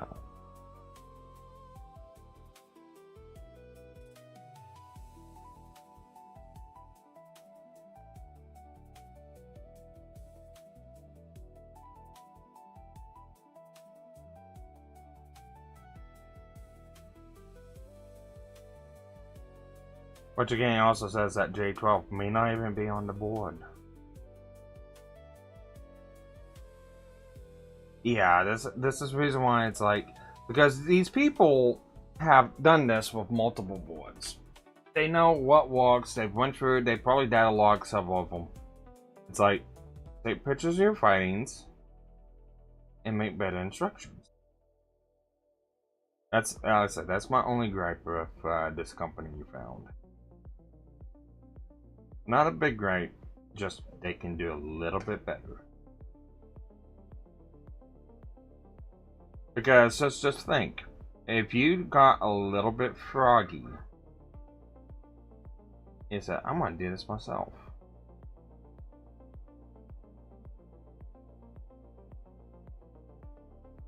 Yeah. Because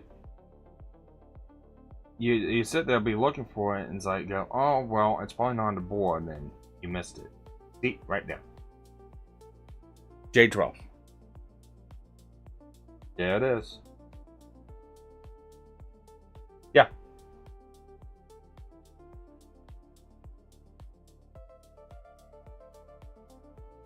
So, this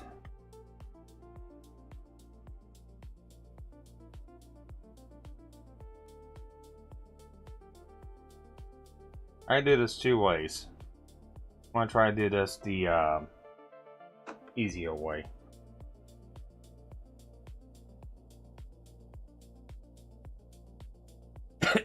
Easier way is to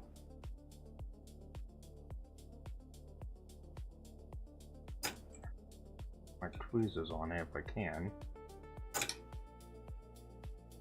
If I can is the key word.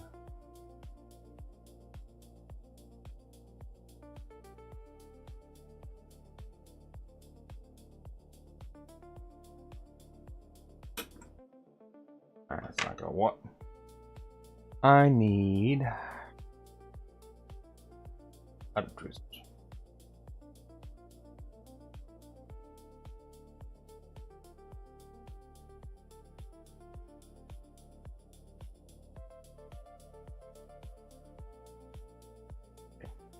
Now, I'm just gonna lift it up one leg at a time.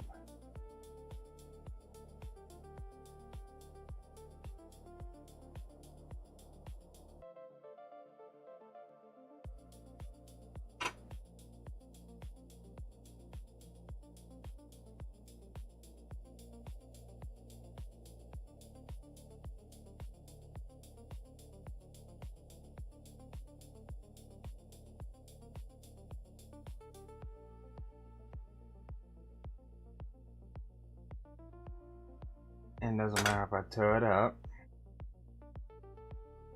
Being removed.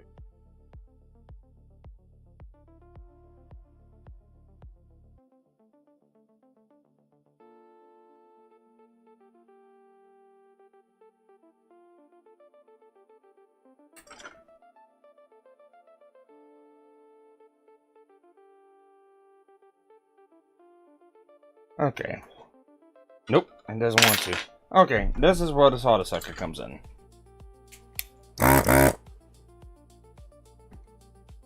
And basically what that is, this thing right here. It's got a vacuum pump on it. Got a little hole in the center where you put the through hole at, heats it up. Once the solder gets molten, hit the trigger, sucks it up.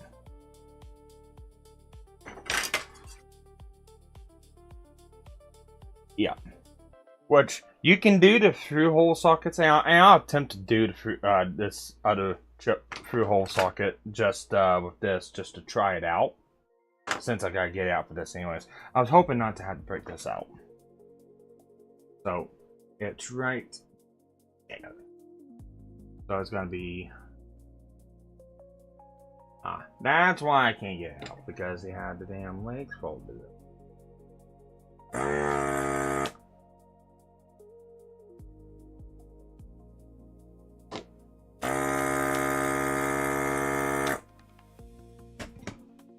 Okay.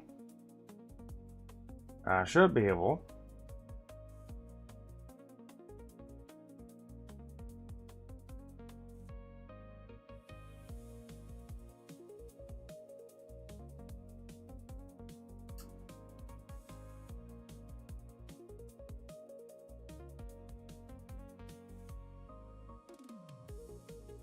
There we go.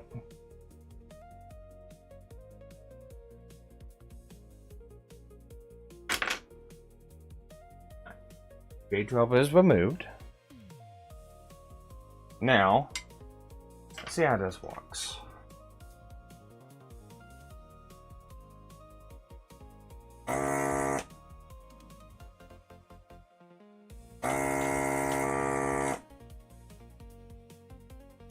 Okay.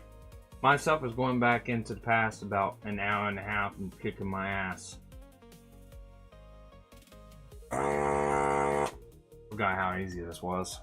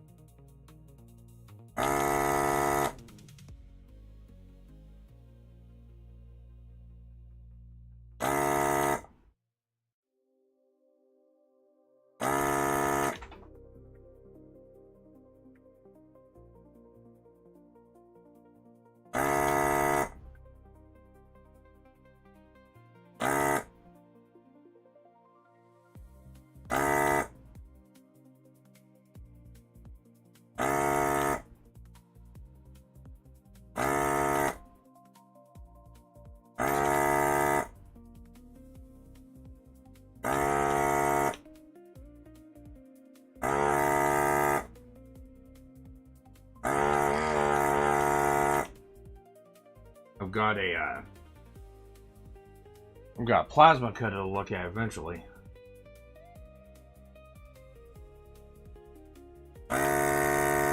No. No. It's fixing a plasma cutter.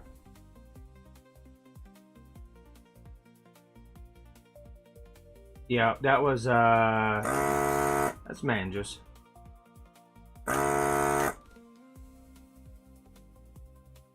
He knows I did this show on the side. Hey, you want to make some extra money? Sure. Oh, I might as well, since I'm here, get into here and do... Which one was it? It was C51 and C52. C51. Right there.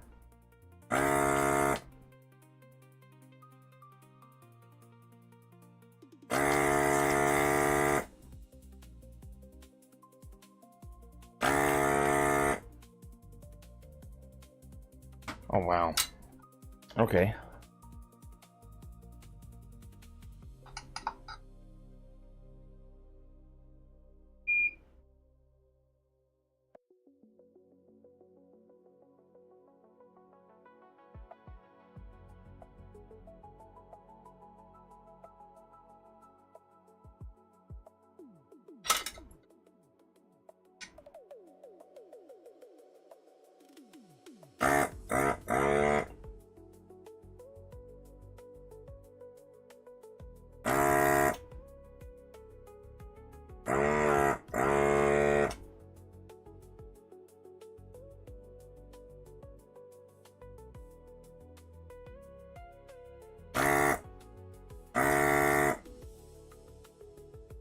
Pour a little bit more heat down that one.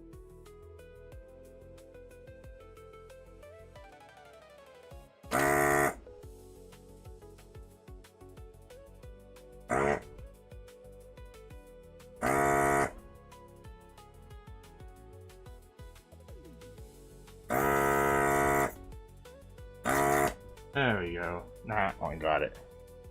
Alright, let's put that back and turn it off. These capacitors.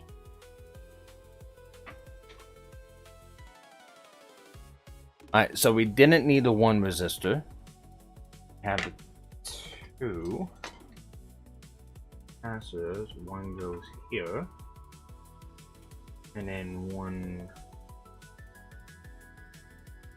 here.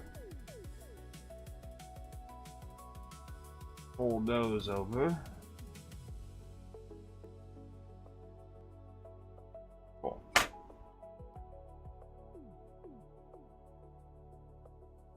We need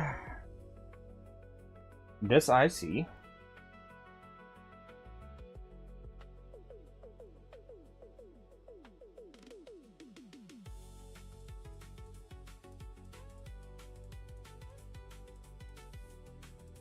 I hate these ICs because they're always spread over. So, look at it.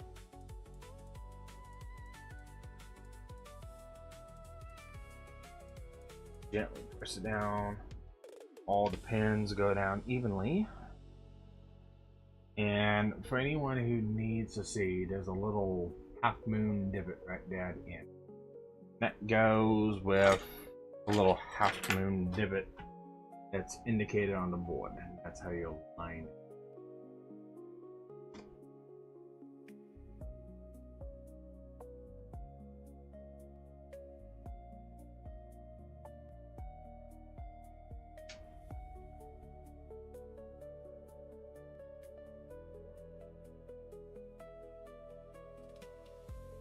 I was gonna say, I'm contemplating whether or not to socket this one, but your kit didn't come up with socket.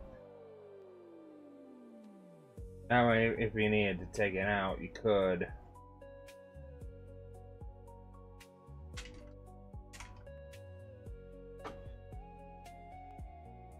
Yeah, I know, you're taking it back to me.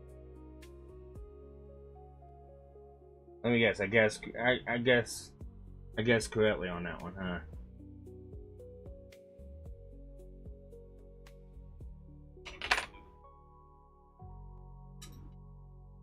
I did this as a hobby.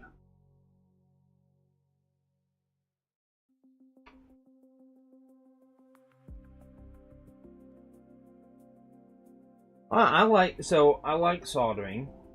I learned how to do it when I was a kid in Scouts, and since then I've kind of just done it. And honestly, I liked old retro consoles, and I got my start watching Game Tech USA, which he YouTube channel that repairs NES consoles, and he'd get broken consoles in, and he'd fix them.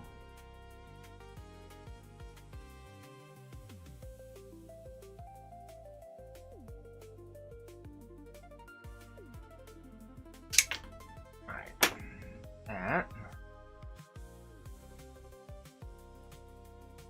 here.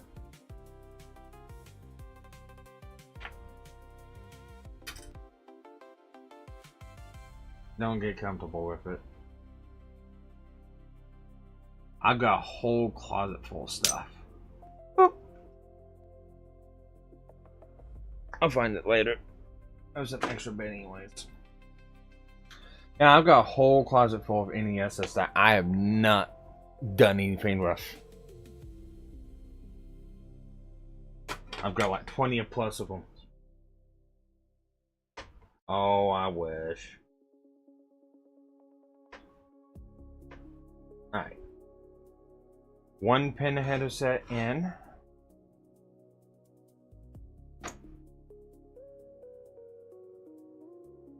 And I know I had it. Oh. No. It's right there in front of me.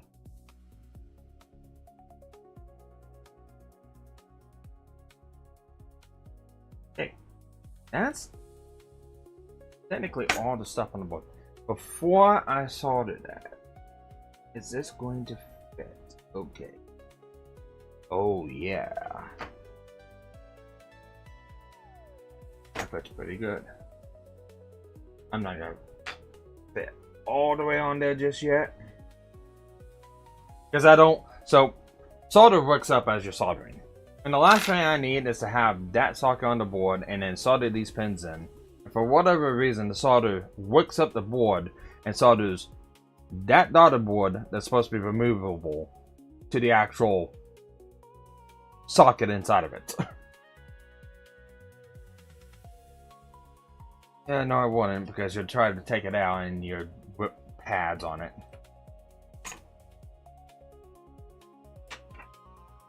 Okay, so let me.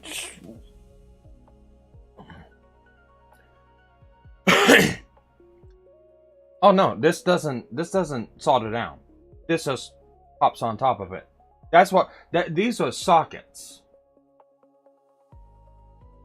That's if you look here, you got that socket, you got that socket, and they just, see if I get as close as I can. They just kind of fit all up in there. So, and then right there's your diagnostic head. And then the socket on the board. Like I said, they've done fitting of this board. They've done a actual like measurement of this is where this chip is, this is where this chip is, this is where this chip is, to be able to mesh these two circuit boards together like this. So they've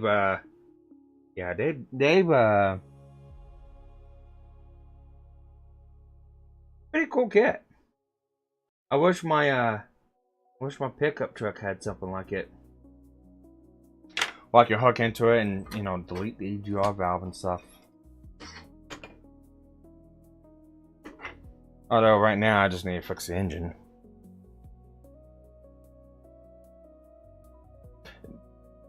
Did I ever tell you exactly what all broke on that thing?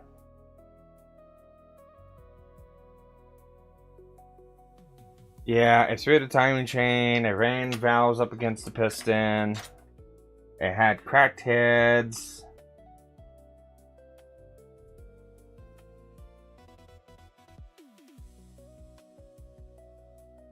Yeah, it's gonna be like $1,500 to fix it all if I rebuilt it.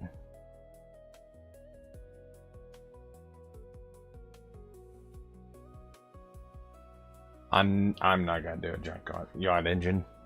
So I got a junkyard engine for this.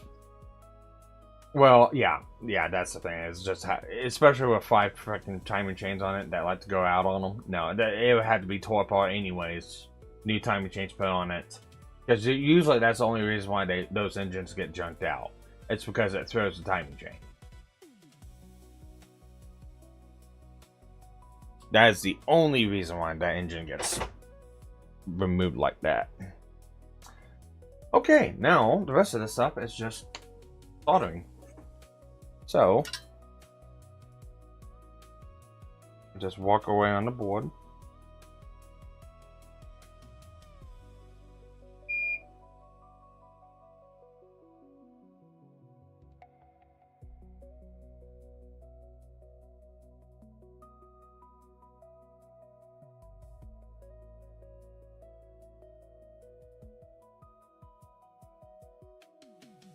See, that is an example of no flux on the board.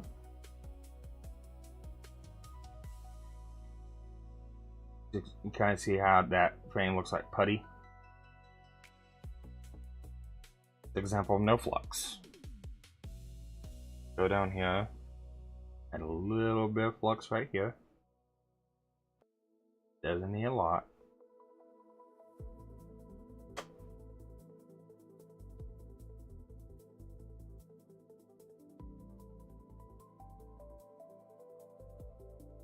I think my solder's bad. Hang on. Oh great, my dip. I spilt my damn alcohol again. And not the drinking kind. The drinking kind would be good right now.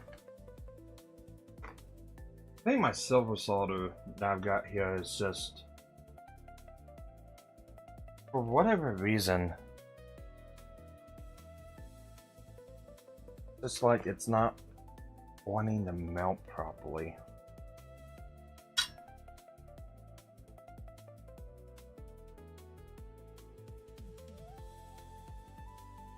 Alright, that's the way it's supposed to look like.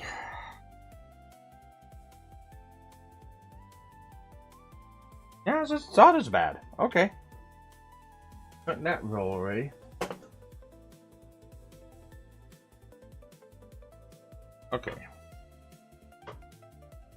The capacitor's right here.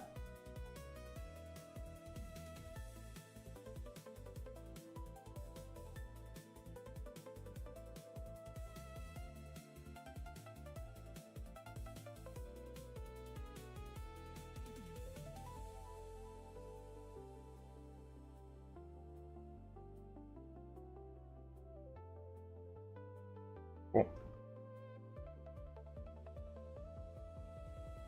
Let me go ahead and get my snippers.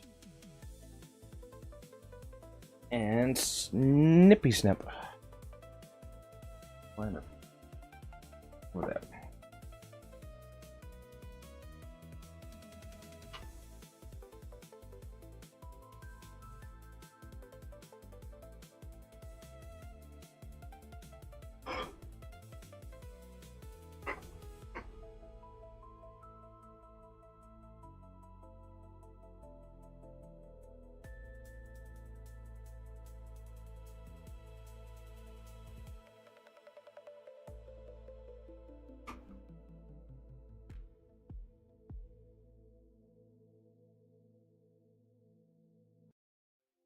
I've used the absolute dog piss out of these nitpicks. I need to get me another set, unfortunately. And they are, yeah, I'll probably throw them in the truck or throw them in the car.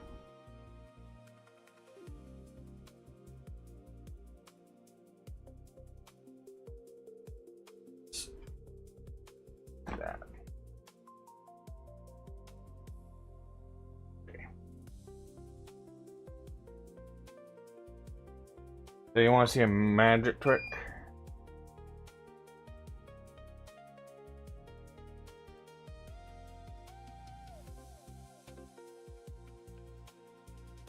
Set up right to do this.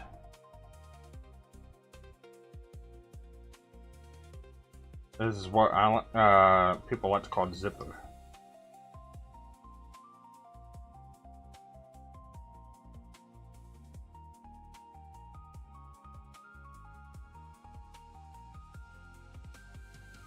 Helps with thicker solder and chisel tip.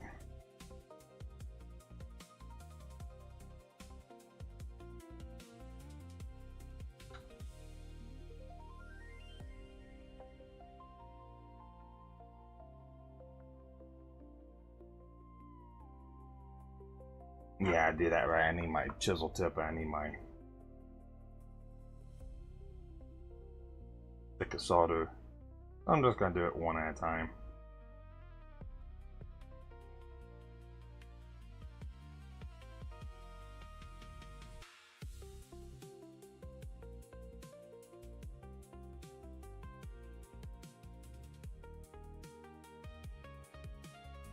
It would probably dry. If you didn't use solder, I mean, if you didn't use flux or had a really good flux-based solder, it would probably dry. Which is one of the things I run into at the shop whenever I'm using my little battery-powered soldering iron at times, because we don't have good solder. I can't get that iron up hot enough to do what I want to do. Here's an example of one of these. We do one of our order from O'Reilly's. Okay. So that took a long time because, again, ground plane. Ground plane equals heat sink. Heat sink equals takes a long ass time to heat up.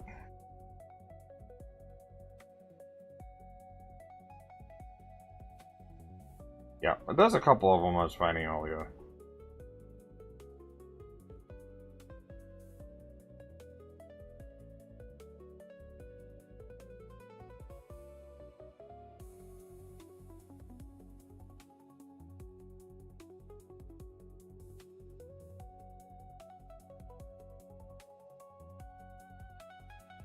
So how long are you off for?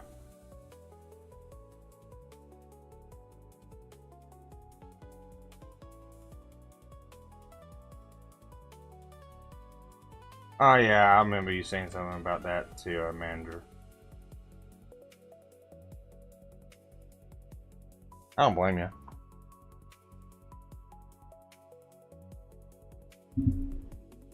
Tell me about it. I'm taking my little one to toddler school, which is actually something that the nation does, which is actually below preschool. It's like daycare. It's like daycare.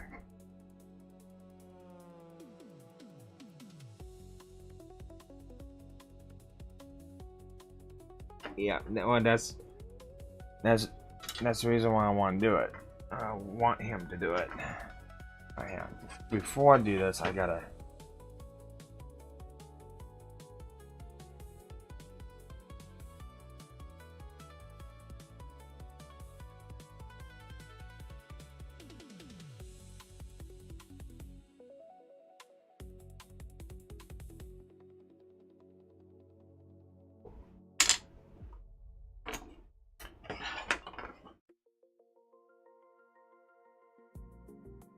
Alright, those look a lot better now.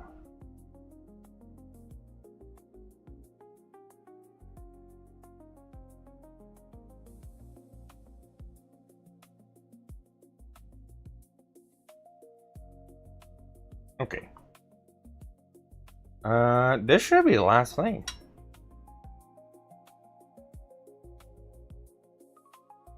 Because then all I gotta do is fix that one capacitor. And the rest of the stuff I'm not gonna do on camera, like cutting the hole out in the ECM body for the USB. I'm not gonna do that on camera. I'm gonna do that in my shop. That way, you know, metal buzz suck.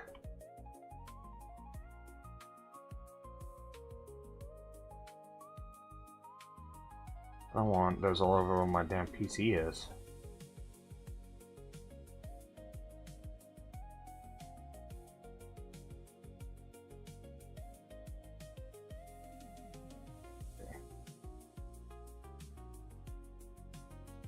Cool. Yeah, the ones that's always around these, you know, big metal areas, those are always the hardest ones to do.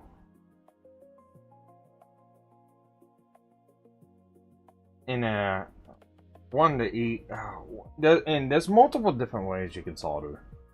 And there's a lot of people say, well, this is the right way, this is the wrong way, and this is like the only way you can do it. And you know, it just all kind of, it's like there's different ways. There's no one good way and there's no one bad way. Like this one, you can hold the solder up and then feed it in. The other one is you can load your tip up, put it down the board. Load your tip up, put it down the board. I like to feed it in. I know most people who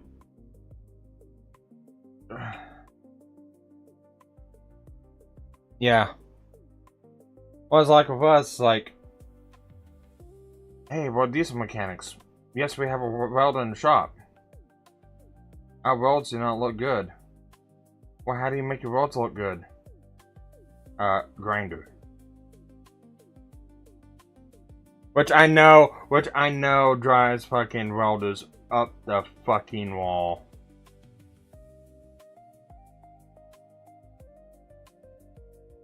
It's kind of like, you know, it's kind of like, it's like with us. It's like, there'll be things that'll drive us up the wall. Example. Yeah, I put a pack of injectors in. How'd you install them? Yeah, I took a rubber mallet and a piece of water and beat them down into the head. Yeah, you can do it.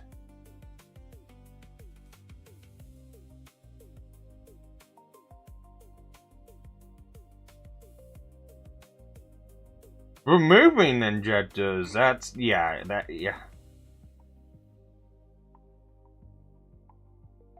Oh man, one of the new guys a long ass time ago. No, you know, no longer around.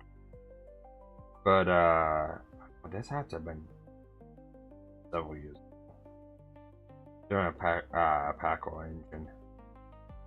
And it was,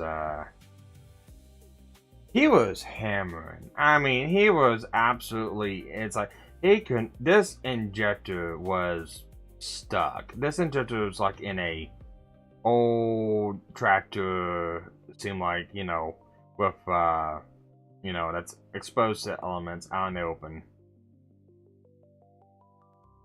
That was a pack car.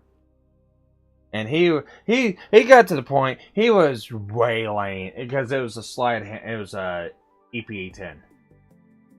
And, yeah, he was slide hammering hard on that thing. So I can't get this injector to come out. And it's like, I'm gonna have to get a bigger slide hammer or something like that. And I'm sitting there looking at it, and it's like, did you forget something? Yep.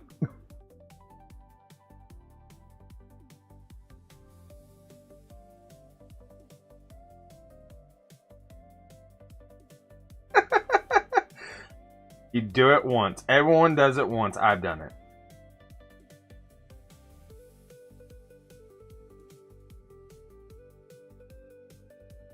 Oh yeah, no, that's, I'm not, I understand fully, 100%. Not gonna shun you any which way over that. Alright, cool. So let's go ahead and move that out of the way. Let's go ahead and alright. So if I did this correctly, that's in, that's in, that's in, that's in, sockets in. I'll probably put a little bit more solder on the outside out. Just make sure it's completely making contact. But this vein,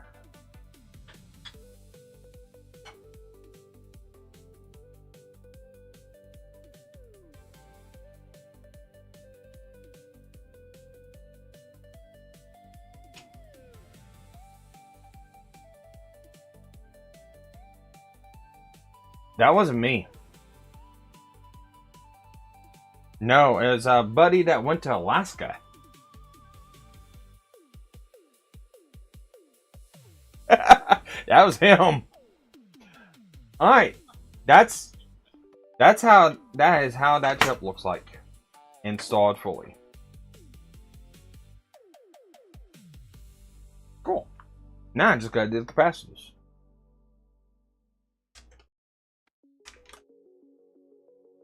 Which I could do that as another stream. What time is it? It's 10:21. I could do some of them. Yeah, because we got, what is it? 1, 2, 3, 4, 5, 6, 7, 8. Yeah, we only got 8 capacitors.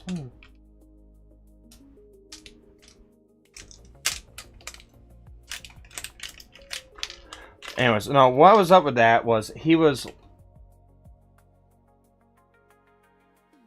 Let me think back on this. I need a cigarette anyway, so I'll just sit back and talk.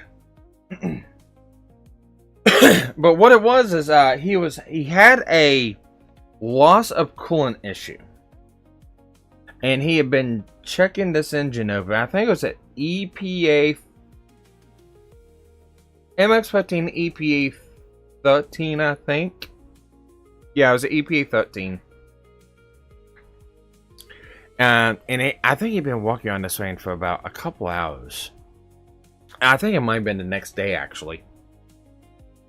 But, he couldn't find a coolant leak anywhere. We had pressure tested this thing up. We had let it set, I think, overnight. Looked everywhere. Could not find a leak anywhere on the inside of it. We had removed and blocked off the EGR cooler. Actually, I think we put a new one on it just to eliminate it.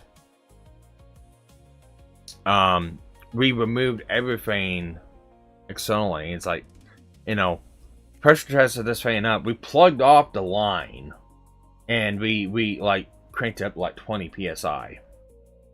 And we came back in. It's like it was down to 0. Coolant was gone, and there's not a leak anywhere. No signs of coolant anywhere. So I think we got TCS involved in that one, and it went through and said, remove the injectors and check to see if it's leaking from the cup and leaking into the cylinder. Okay. So he goes to undo everything to remove the injectors.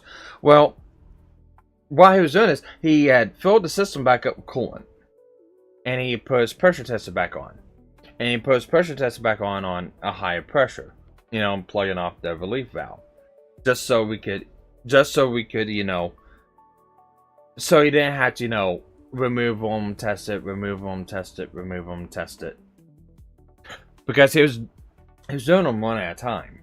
And you take the injector out, look, put it back in. Take the injector out, look, put it back in. As he's going down the line. He gets to number 6. He undoes it and stuff like that. He pops the slide hammer 2 times. And this was, I believe this was in a 389. So there was no There was no, you know, cab over the engine. He was over the engine. And he popped this thing 2 times. And that second one, he just heard a...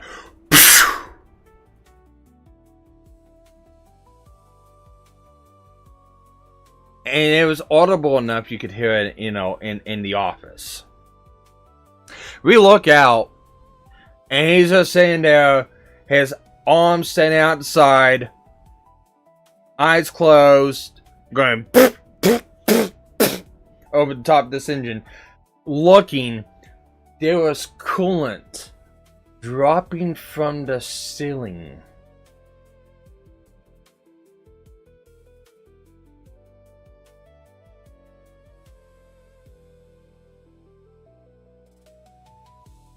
I know, it doesn't beat the other one. How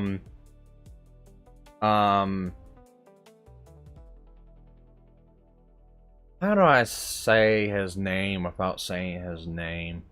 The Womanizer. How's that? Yeah, I know who I'm talking about. The other guy that did Caterpillars.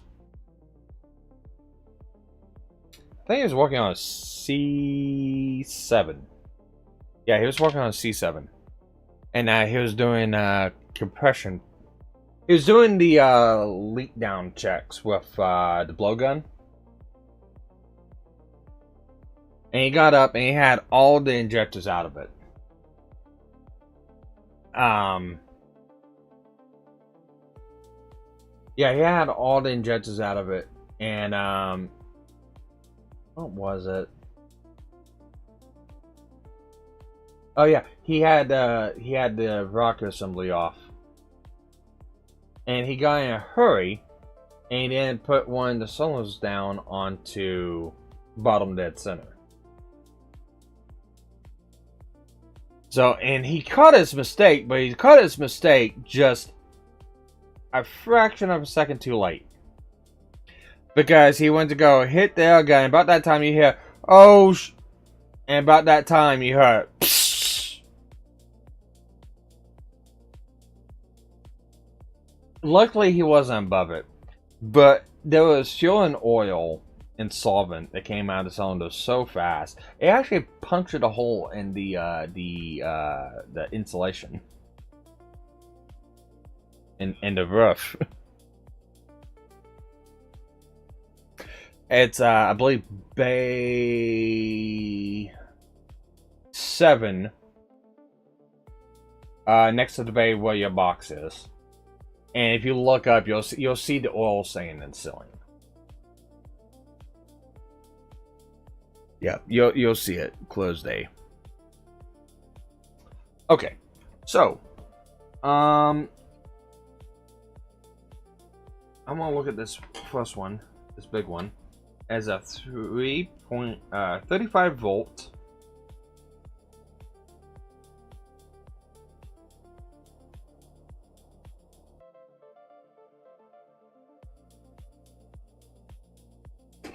At 220 35 volt 220 microfarad capacitor. So 35 volts 100 microfarad. That's not it. See, 1 2 3 4 5 6.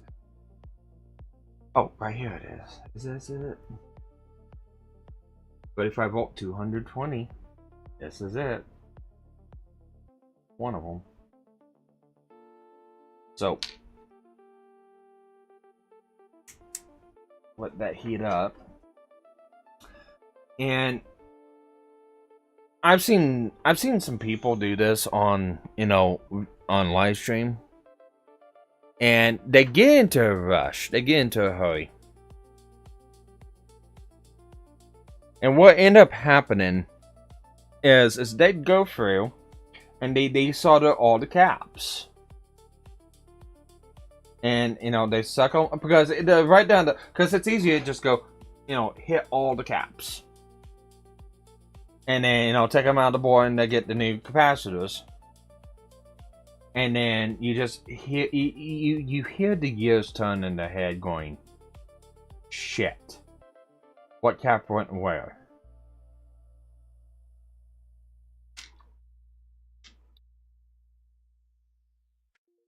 That's exactly it. Now, luckily for me, it's like, so the NES 001, which is the front loader Nintendo. Luckily, there's like, I think there's like 20 different board revisions of that system. And luckily, I have the schematics for all of them in the board view. So if I ever made that mistake on one of those NESs, I could just simply go in there and just find out, okay, this capacitor goes here. What was that one? Okay, it's that one. So the one we're gonna do here.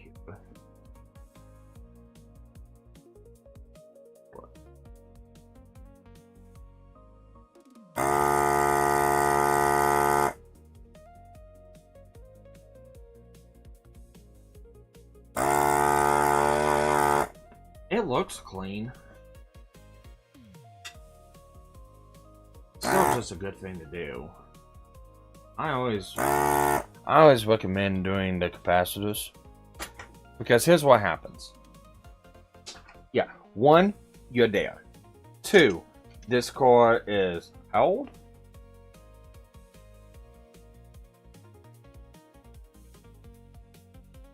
So ancient, got it.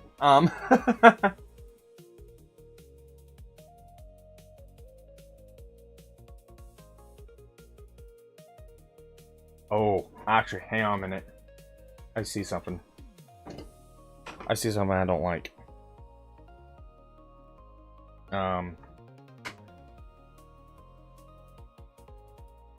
show you exactly what it is.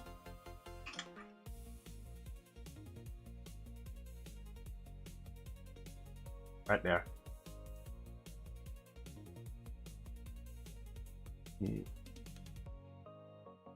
There we go.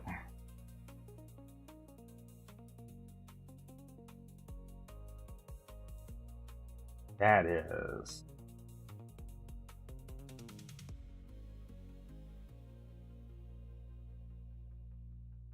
not good. You see that?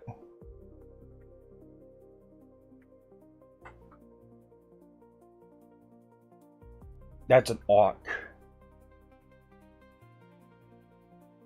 Yeah, let me get my tweezers. Right there. That is.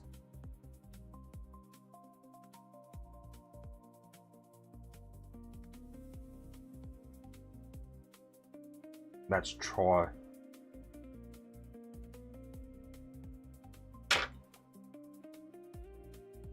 Let me go ahead and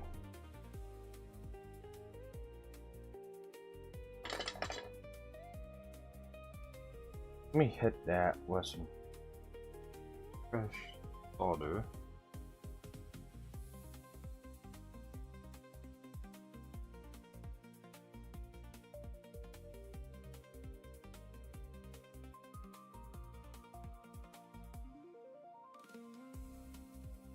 Okay. Now, question is, oh wow, yeah, I smelled that. That one let the magic smoke out. What is that? That is.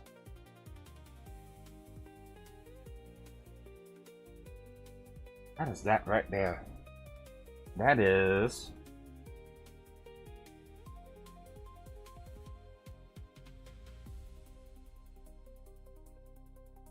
P28.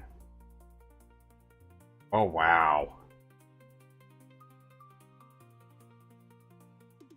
We might have found an issue.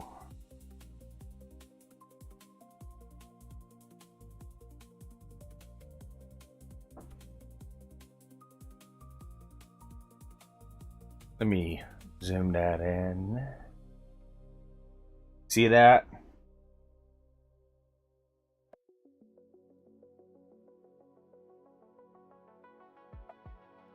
That is a MOSFET. P28. So here's what you need to do. I'm gonna continue on with what I'm doing, but you need to write down the number Q31.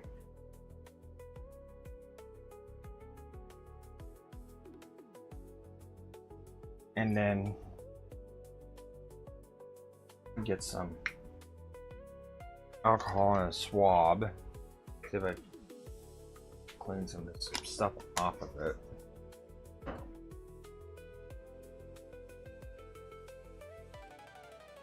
This is not a big deal. We can replace it. This is easy. But I don't know what it controls.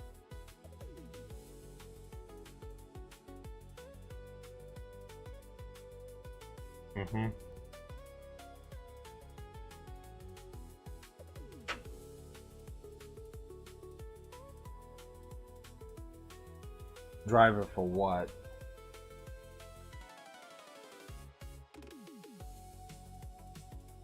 Because my question is going to be, is like, is it a driver that's needed, or is it a driver that's being removed with a tune or anything like that?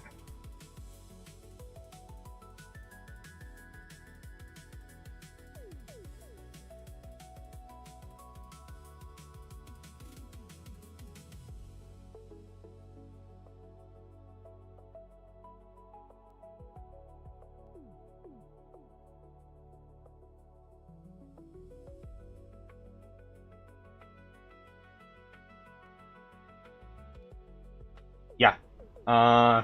PCB version should be.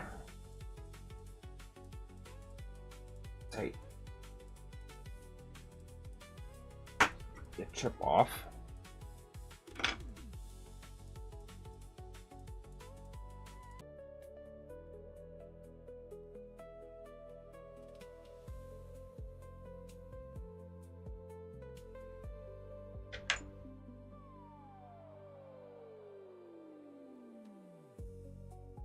Okay, so I guess the question's got to be is, what fried it? Because it doesn't look like it's anything else. I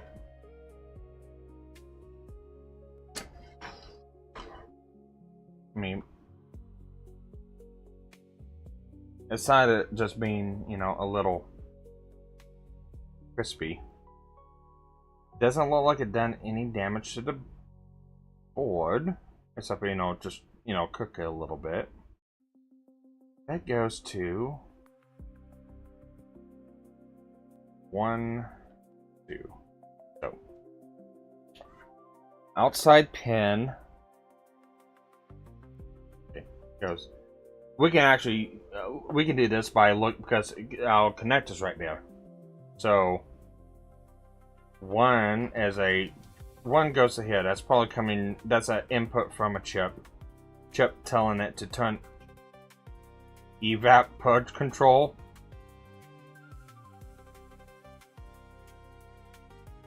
So it goes to pin 2, 3, 4. That is on the bottom one.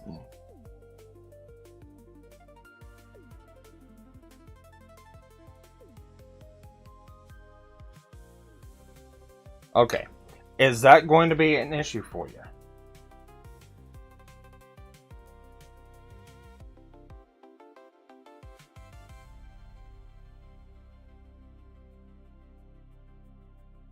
Okay, so here's what I'm gonna do. It's getting removed.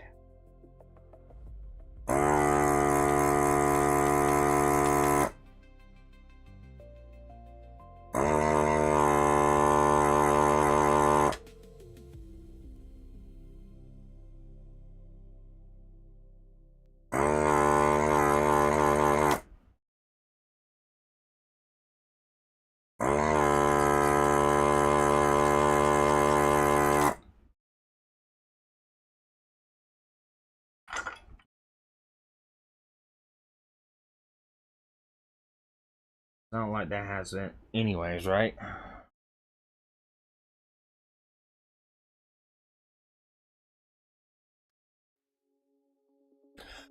I mean, you did say that this thing had a lot of, you know,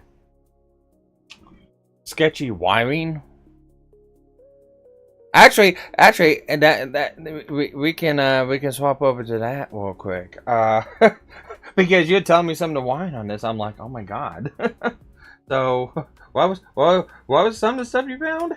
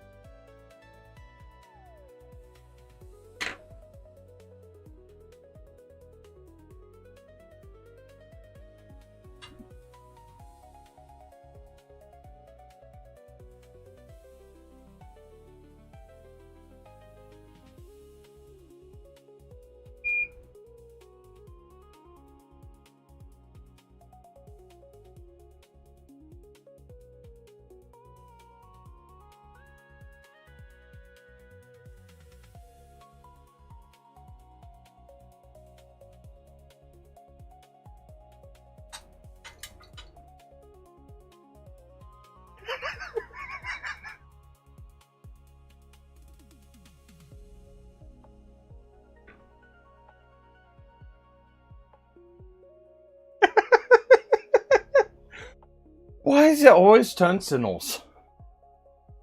Why is it always tungstenals? That Chase had problem tungstenals and found this and found this and found this and found this.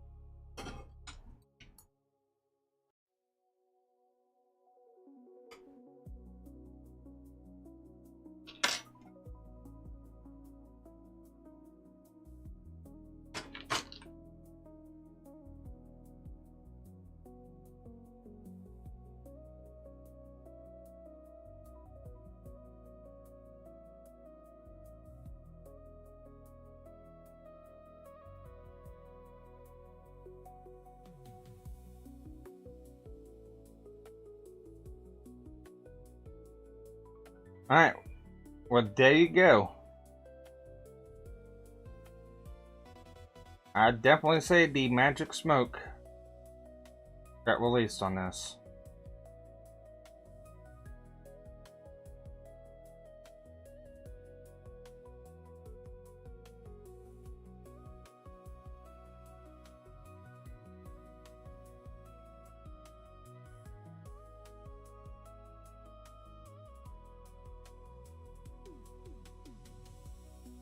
Yeah. Does that give you a replacement number for that, for this MOSFET? I was gonna say, because when it comes down to it, I mean, what I'm trying to get at is I know we're tuning this, and I know you're getting rid of a lot of stuff, and for this, it's probably just better if it's removed. But if you ever wanted to go back stock with it, we'll have to put this back in. If you ever wanted to do that. But if you feel like, yeah, which, like I said, the thing's not going to be fully put together until I get this replacement capacitor, which, if you want to, 47 microfarads, 6.3 RVT capacitor.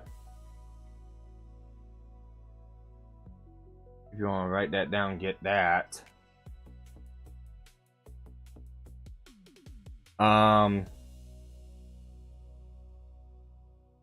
47. I think it's a 47 microfarads, which is designated by UF. But I think it's 47 microfarad through 6.3 volt RVT surface mount electrolytic capacitor.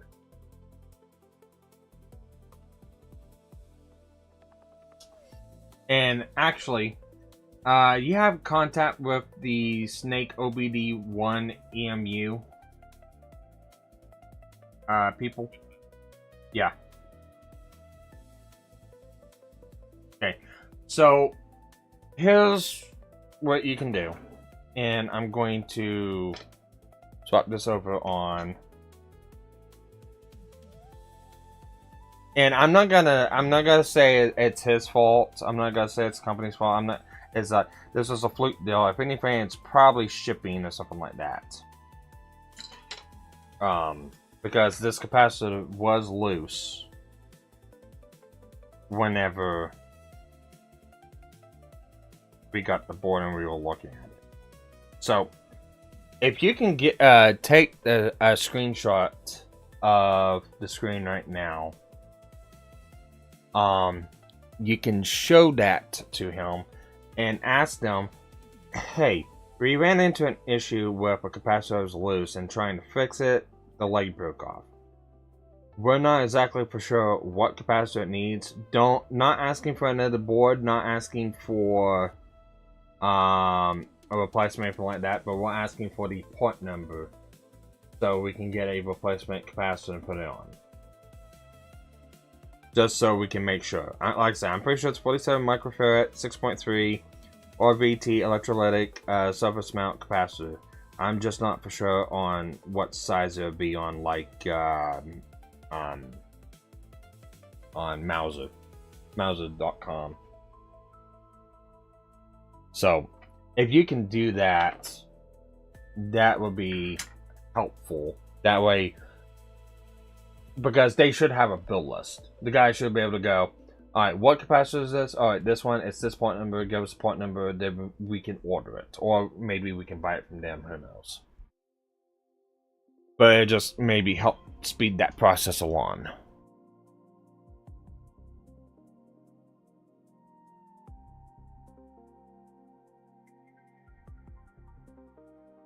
Okay, so I need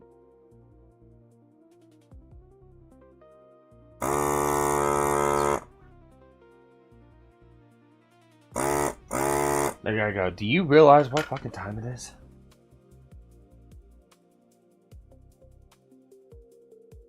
Yeah, it's like I said, I'm not saying it's their fault.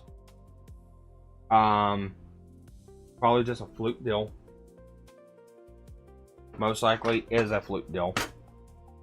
We just need a part number to make sure we get the correct one. Okay. So, I'll try to show this on screen. But on the capacitor I just removed, right here, I give you a positive and negative. These capacitors do not go either which way. Now, these little orange round capacitors right there, those are ceramics. It does not matter what way they go in. But the electrolytic ones, there is a polarity to them. So there is a positive and negative. And on the cap, that little white line is the negative side. So, whenever you change these out, you want to make sure that your negative is on the outside and positive is on the in. And the positive leg will always be longer on the cap too.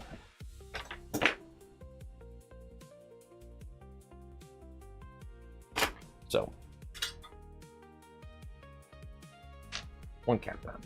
Well, not done yet. I got it.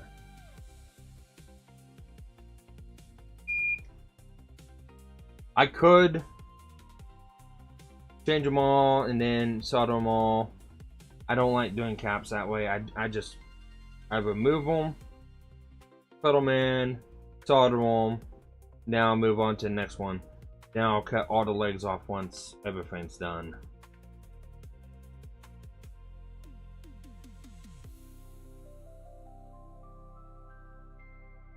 How much was that chipboard? Yeah.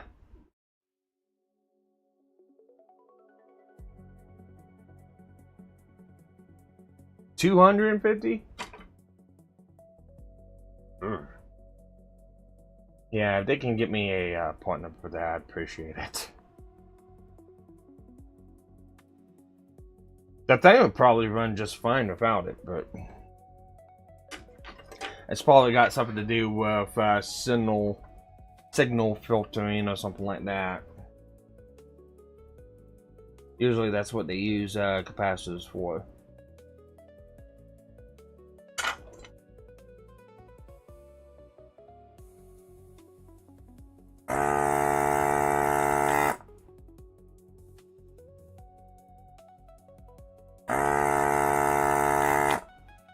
What, the board?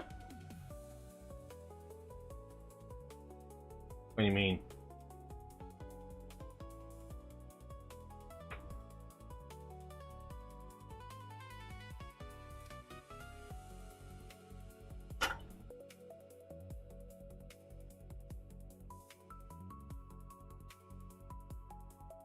Okay.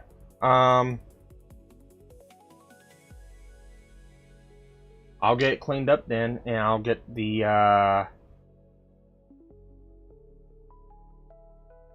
well, now, did you tell him I was attempting trying to get this thing back on?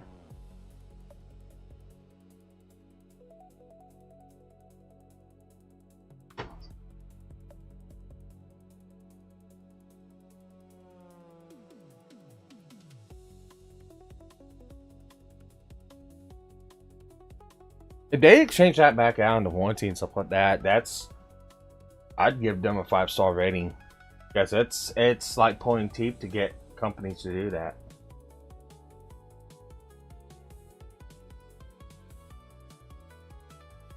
%, I'd give them a 5-star rating. Yeah, 25/100. Cool. And like I said, you can give them the stream link or whatever. And you can tell, hey, it happened live on stream.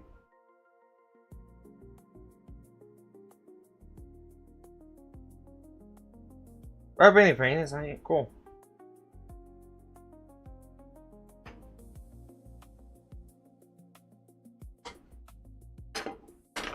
Second capacitor. Oh. 6 more capacitors, and aside from, you know, the actual chipboard being messed up,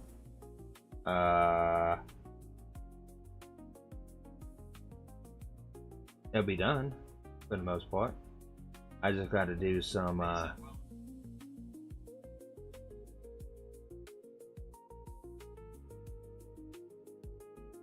alright, yeah, sure. I say it's not it's not that big of a deal. I just need the capacitor.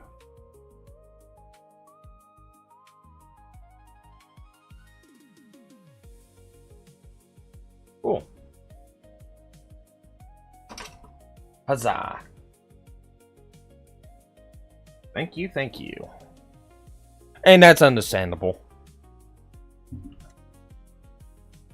I'm not gonna pitch a fit over that. That's understandable. Next time, I was gonna say next time we would just if we come across something like that, just change it out right then and there.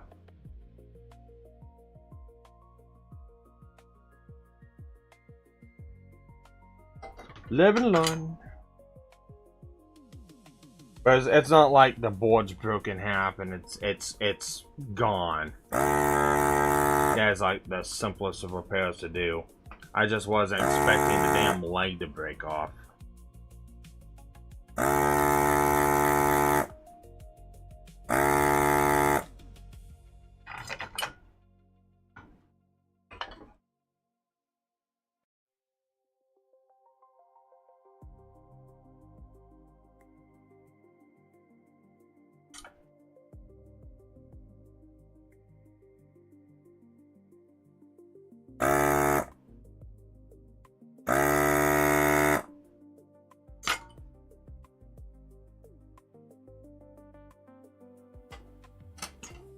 Okay, this one,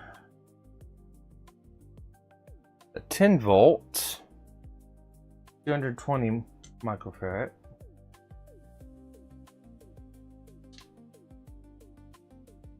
Which one's that one? Is nope. Nope.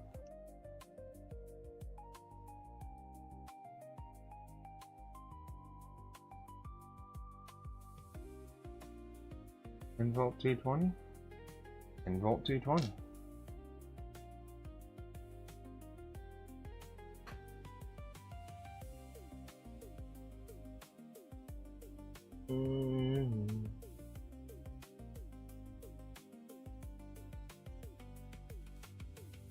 What's that again?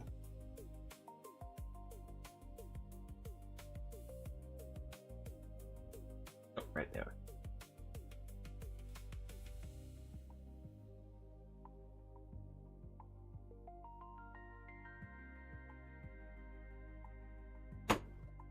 Now, what kind of tunes are available for this stuff?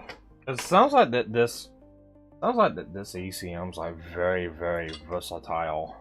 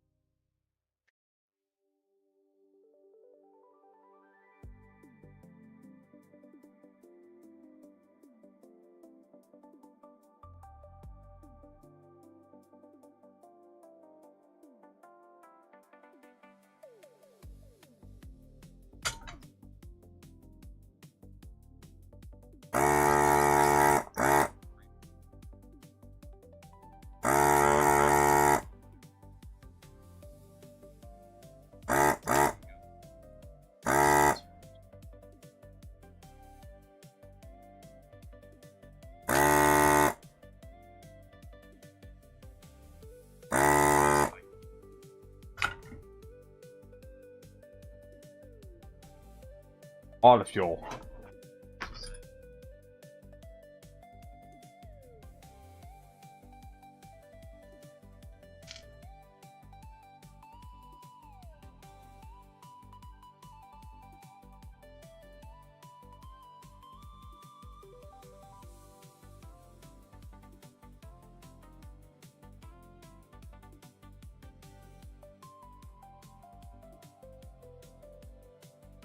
Sweet.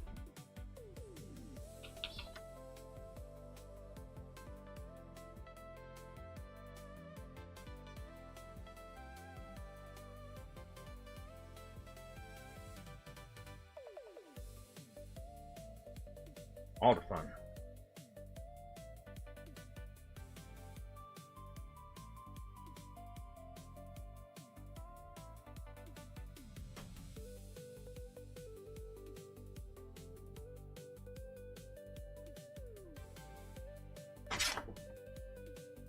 Well, this chipset, it had to have that pin in there. That was an optional. It doesn't look like.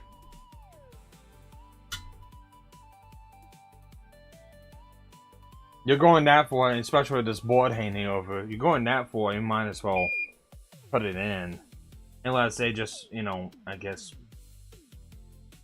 some models just don't have it, I guess.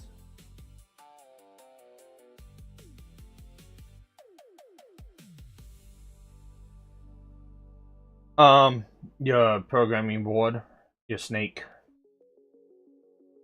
Yeah, because it like I said, it's on there.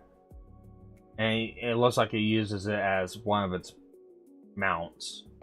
So, it's like, to me, it doesn't look like it's an optional deal. It looks like it's a...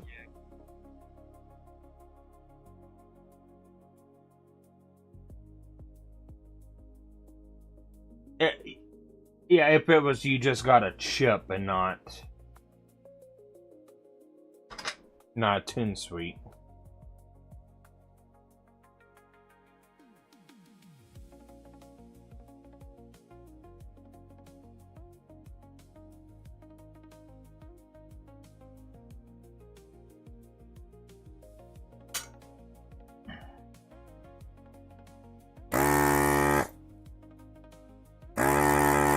You always gotta love plug and play. Now everything's encrypted and shit.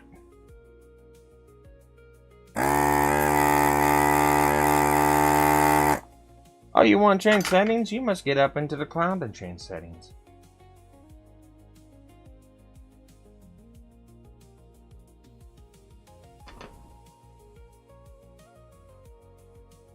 Oh, your engine's modified? What's up, shit? We're gonna make you flash it anyways. You shouldn't have tuned it.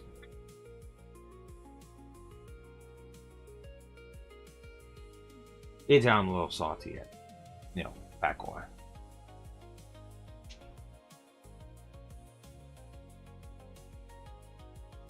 $10.47.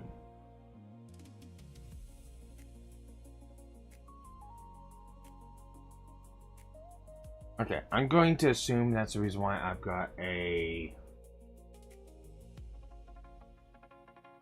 25.47. They probably don't make a 10 anymore, which is not that big of a deal.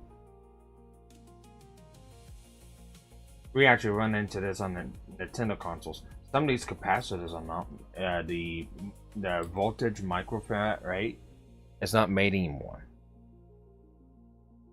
Yeah. So, like, this is a 10 volts. That one. This one. This one is a 10 volt, 47 microfarad. Now, the voltage doesn't really matter unless you're putting in a socket that is above the rating for the capacitor. So putting a 25 volt capacitor in a 10 volt socket, not that big of a deal. It's the microfarad you want to remain the same. So, and that's something some people don't understand. I came across some people go, oh, you can't replace this one capacitor because it's not made anymore, so if it goes out, it's ruined. It's like, no, just put a higher voltage in it. It's like that voltage is only on there to let you know that this capacitor can only take 10 volts. The socket probably doesn't even put out 10 volts. So, again, if somebody got a hold of this kit, this capacitor kit, and wanted to go installing it, and they didn't know anything about this, they wouldn't know that. So, say for me, if I didn't know that, I'd be going here, oh, I don't have a 10 volt 47, they sent me the wrong capacitor.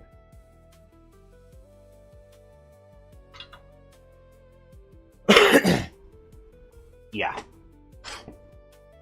It happens more than what you think. Which one is that one? Right, that is this one right here.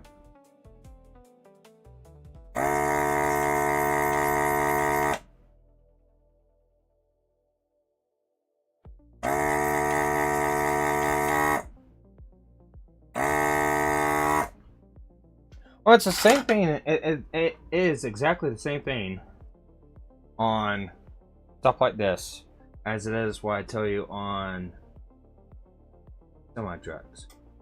You really want to know how to diagnose. You really want to know how to troubleshoot. Learn how the socket works. Learn how it works. You learn how it works, makes diagnosing it a lot better. And that's how I learned on this stuff. I learned how these, like, so you ever open up a radio, an old radio? I wouldn't say that old, like, you know, 90s or so, 80s, 90s. You open up an old radio. Actually, hang on, I've got one right here to show you.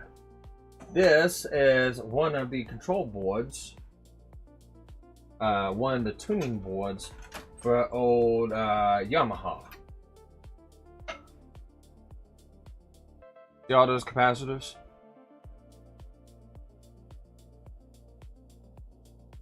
Yay, I get paid.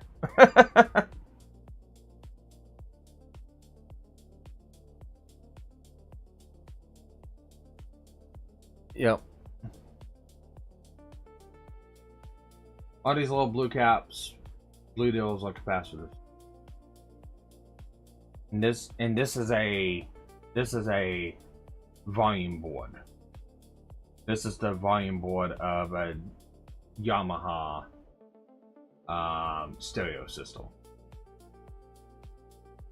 And the system doesn't go through all the voltages that it's like you know, you have 25 volts, you have 16 volt, you have 6.3 volt. You have all these different voltages on them. The circuit doesn't go through all those voltages. It basically just needs the microfarads, and that voltage is probably the minimum capacitor they can get for that circuit before it's, you know, overrated. Undervolted on it.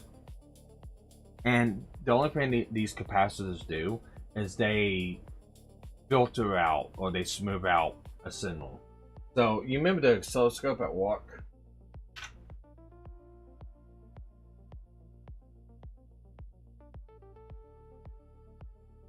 Oh, my best friend, yeah. Yeah.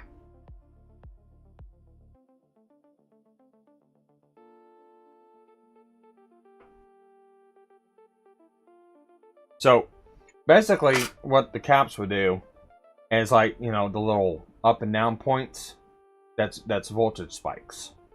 And you can't do, if you do this on a J1939 circuit, you're gonna fuck a lot of stuff up because it's not gonna know what to do.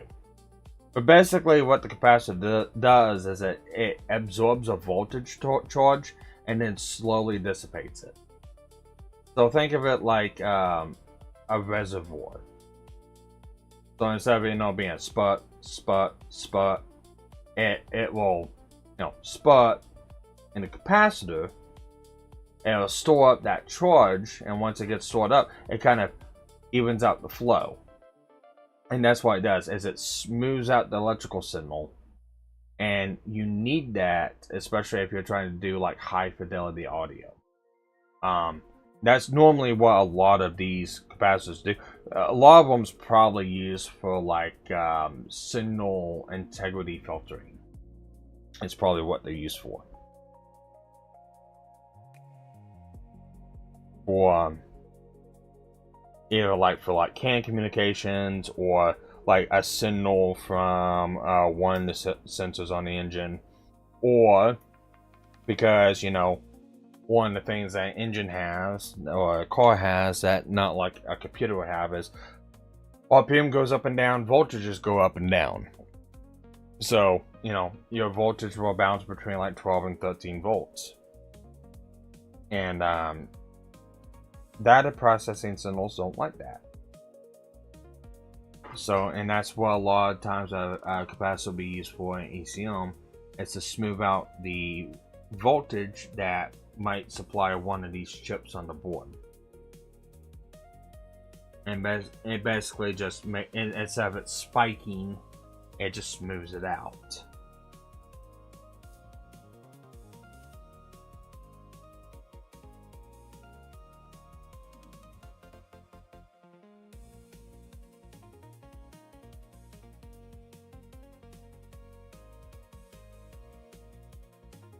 I'm sitting looking at the board as I know I took the damn thing out.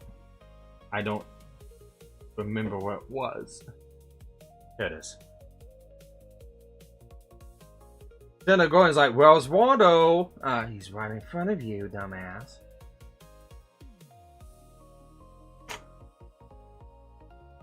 Okay.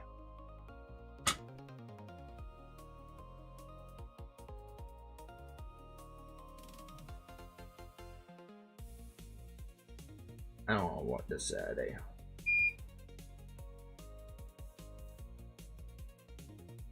I get to work this Saturday. I'm glad I didn't work last Saturday. From what it sounds like. I'm not gonna talk about it on stream.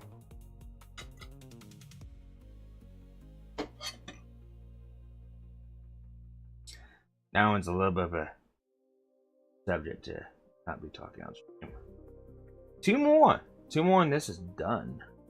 Let's see, what is that? Well, two more, and then the thing gets a haircut. Cutting off all the legs on the.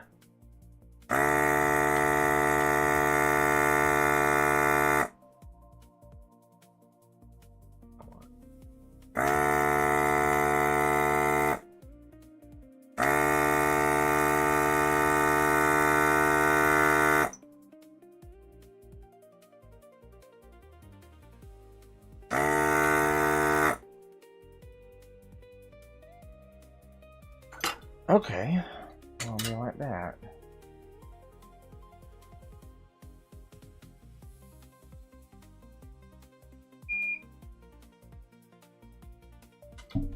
Fresh solder.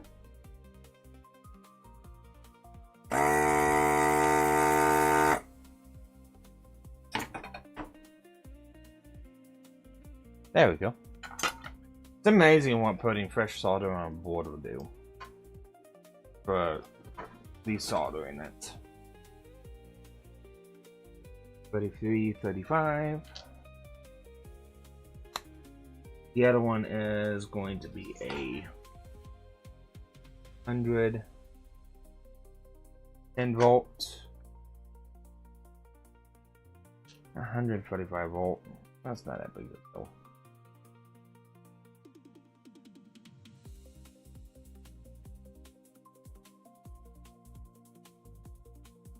And they might have, you know, also done testing and figured out that, hey, this capacitor at higher voltage reading might provide better filtering.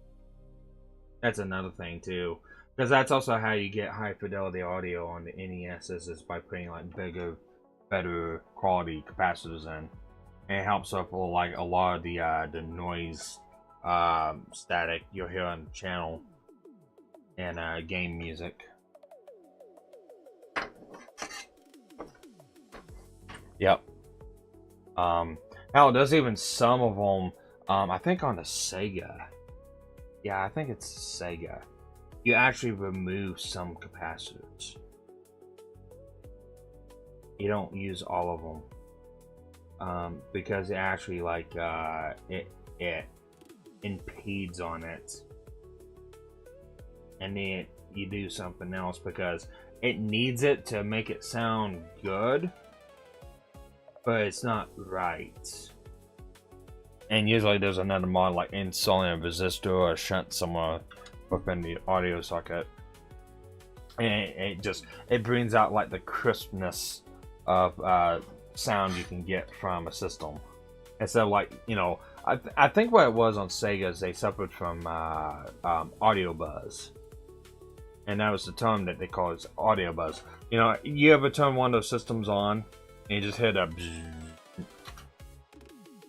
audio buzz, and that's usually done from RF interference, like microwave radio or something like that. That will interfere with those. That's why you know, you could tell one of them part they have like massive metal shields within them. That was the reason why.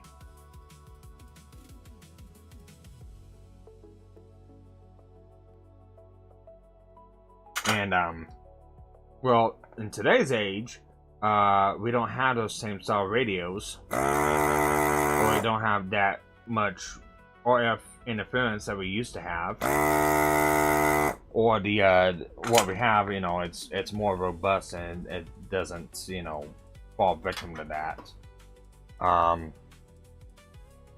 But yeah, there's things you can do to make stuff a lot better. Like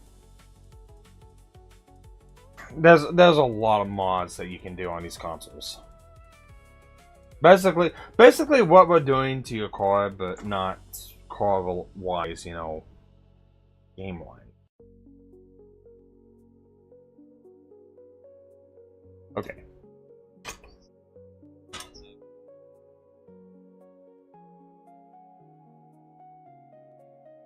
Usually it's cleaner. or you know, translating them to read in kind of a different format, which is what the RGB mods were. And it was basically, you know, like the old Nintendo and the old Super Nintendo had actually not Super Nintendo, but the old Nintendo systems. You know, you have audio video, but it's a like a what was it, yellow and white. Well, RGB out gives you the yellow, red, and white. Well, no, that's I'm sorry. That's expansion audio. It turns it from a mono to a stereo. But there's another one you can do that will actually put like RGB color scheming on it, which you can use. It gives you more high definition color, and you gotta install a capacitor and change some signals around and put it through another chip, and it requires conditioning and signal to do that. And that's a modification you can do, and that was a real popular one back in the day, is to be able to use a what's called a SCART cable on the consoles, and it gives you, instead of like a flat, you know, 8-bit color, you know, you got like a crisp 32-bit color from it, from like an old Nintendo. Which is what my NES does with the HDMI mod, but in high definition. And the development. So, Game Tech USA, the same one that got me into. That's actually kind of like how this channel started. Was kind of because of them, and you know, watching their repair videos on Nintendo consoles, and it got me interested. I wanted to do it. It's the reason why I came up with the name Sparky's Tech Corner. It's because, you know, this is what I started out doing on this channel. But I got away from that to other things, and this is kind of like a coming back to originality of the channel. And Moist Tucson, Moses Tachyon, I don't know how to pronounce that name. I'm sorry. Hello, way back at you. Wasn't trying to annoy you, I'm just preoccupied with other things. But, yeah, that's kind of how I got the concept for this channel. You know, Sparky's Tech Corner. Tech, because I'm doing soldering and walking and stuff like that. And that's kind of, you know, again, that's kind of how I got my beginnings here. And, I just, you know, stacked on top of, you know, learning everything that I can learn about this stuff. But yeah, but yeah, that's the high def NES made by Game Tech's friend. They actually go through the development of that, and if you thought me using the oscilloscope on walk to check basic messages on the CAN bus was magic in the woods, you'd be blown away at this guy.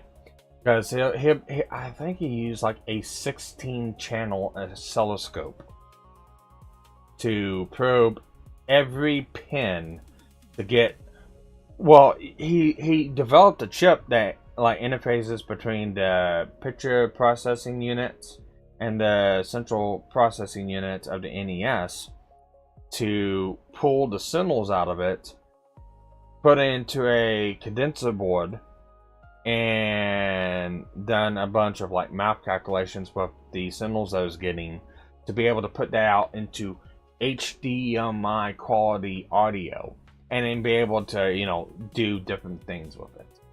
I mean, this guy is like, I'm still going, it's like, why are you doing this stuff? It's like, why aren't you working at a farm somewhere, or you know, a big ass company? And it's like, boring.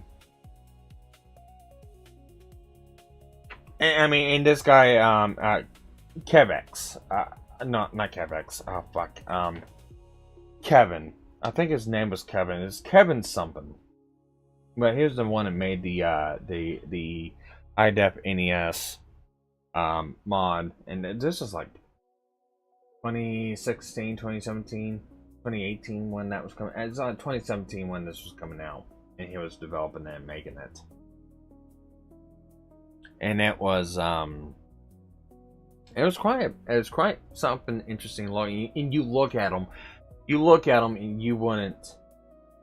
I mean, long hair, not really combed, not, you know, wore, you know, gamer shirt, you know, pants with, you know, hole in it. You look at him, you think this guy is some sort of, you know, nerd bum that doesn't, you know, amount to anything.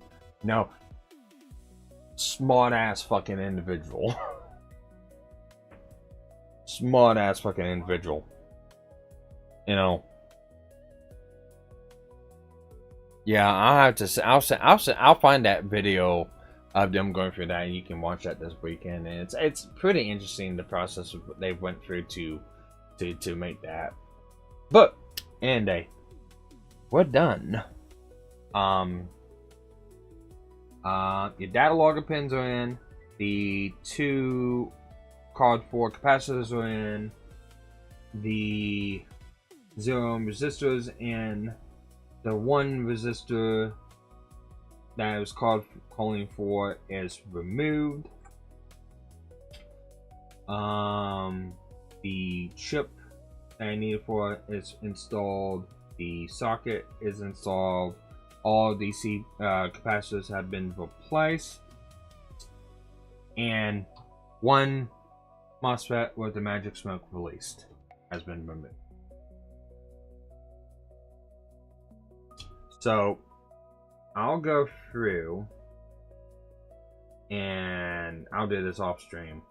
But what I'll do is I'll get this assembled and figure out exactly where to drill this hole. I'll get that set up and I'll get everything kind of, you know, put back together and ready. And then I can basically fully assemble this ECM except for like the top cover. And then we can go through and fix that little deal with the capacitor. And then once it's fixed, just plop it back on and it's done.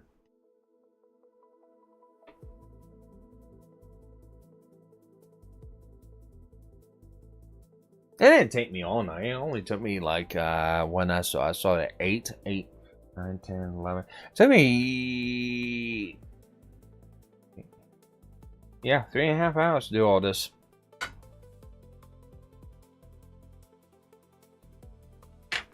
It's my first time too.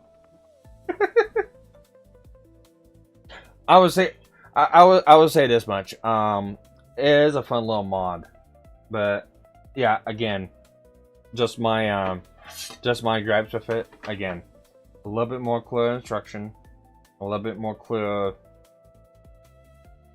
you know, just, you know, more clear instruction. You can never go wrong with, you know, if you have to handhold in your instructions. The more information you give, the better off, you know, a chances of someone pulling this off successfully if they don't know jack shit. Because that's the thing. It's like, yeah, you're giving this out for hobbyists to do. Not everyone is going to know, you know, this is a 0 ohm resistor. You know, they give you 2 resistors, one with like one little stripe and one with multiple stripes. Nobody's gonna know, you know, which one's the 52 ohm and which one is the 0 ohm resistor. Nobody's gonna know that unless they've done electrical, or even then they're not gonna know that. Oh yeah, that's a capacitor, not a resistor. They're not gonna know that. So I would suggest for them better locations of the board, pointing out where the actual resistors are, what the resistors look like, what the port looks like, what it will look like once it's done. Basically, just kind of a step-by-step guide. And I would do that. And you can do that all with pictures. You don't have to do a video or anything like that. You can do that with pictures and, you know, maybe add 2 or 3 more pages. 5, 6 different more steps. Try and include as many revisions of the board as you can. And I'd say that this is a pretty straightforward kit afterwards. After doing this once, I think I can do this maybe 2 hours. Usually when I do stuff like this, I'm not one of those,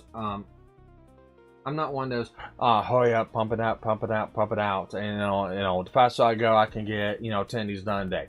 I'm not in the process of doing that. I take my time, and I don't care if it calls for 1 hour, if it takes me 10 hours to do. It'll take me 10 hours to do. I don't care. I get it done right. Yeah, well, I wish I could do that walk at times, but that's kind of asking for the moon. For the socket kit itself, that would be my only gripe, is better instruction. Wherever you got the capacitors from, probably they need to include instruction of some of these capacitors are no longer made, or we found that the different voltages of the capacitor does whatever, or maybe just a brief explanation, because again, you get somebody in here and goes, oh, this is a 35 volt 33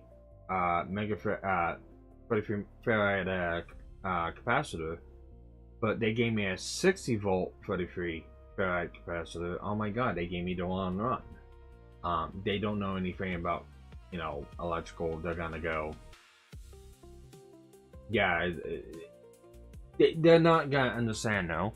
So probably for the kit for the capacitor, put some instruction in there why the voltages are changed. Either they're not made no more, anything like that. And it's not necessary, because you should do this one cap at a time, but you will always have those people that will pull them all out. So it wouldn't hurt with an overlay of the board showing what cap went where. And you have to have the they have the multiple kits from multiple ECMs, then they already know where they go on the board, because they've already looked this stuff up and they know where it is. Just include that little bit of paperwork in it. Just a little bit more customer service in my book. And then the chip, again, I'm not bad mathing them. I'm actually quite impressed. Still, got back to you so late, and they were offering to replace it until I attempted to repair it. Okay, I get that. 100%, I'm good with that one. Sorry about that one for you, because it's your part, not mine. But for me myself, I get it. But just right off the bat, oh yeah, ship it in and we'll replace it for you. Okay, can't do that. Can you give us the part number? Sure, give it to you first thing in the morning. Yeah, aside from the fluke of that thing, and I don't know, and it's like, it looked like it was probably a dry solder joint. The difference is, I showed earlier on stream the differences between a dry and wet joint. A dry joint looks like putty. A wet joint looks real smooth and it flows like, a drop of water almost. It looked like it was a dry joint. Because it came off from the leg itself came off from the capacitor. So, I'm not saying it's build quality. I'm just gonna say it's probably just fluke shipping, but kudos on them. I'm impressed. That's about what I got to say for the whole deal.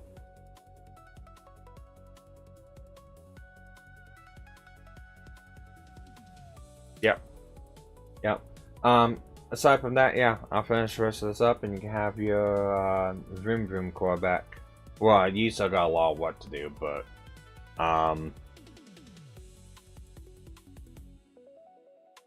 but you'll have the brains for it.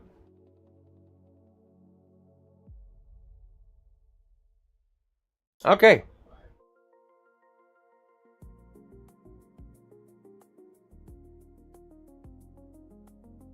Okay, I'd appreciate it. And if you ever want anything to do with that MOSFET, if you're looking around for it, if you decide to get the urge to go, oh, maybe I want it in there, you find it and buy it.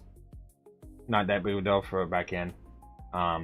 If not, it'll remain removed.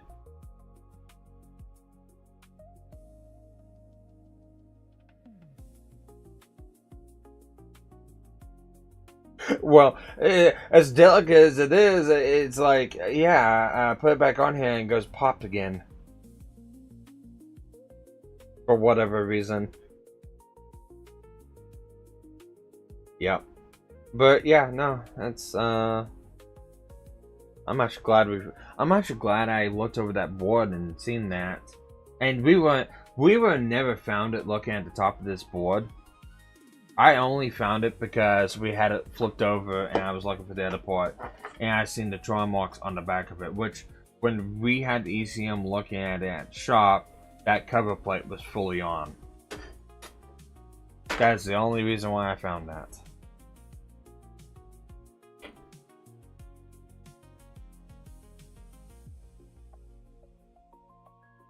Alright, well, I'll see you when we get done fucking off for the weekend. Yeah, thank you. Alright. Have a good night, man.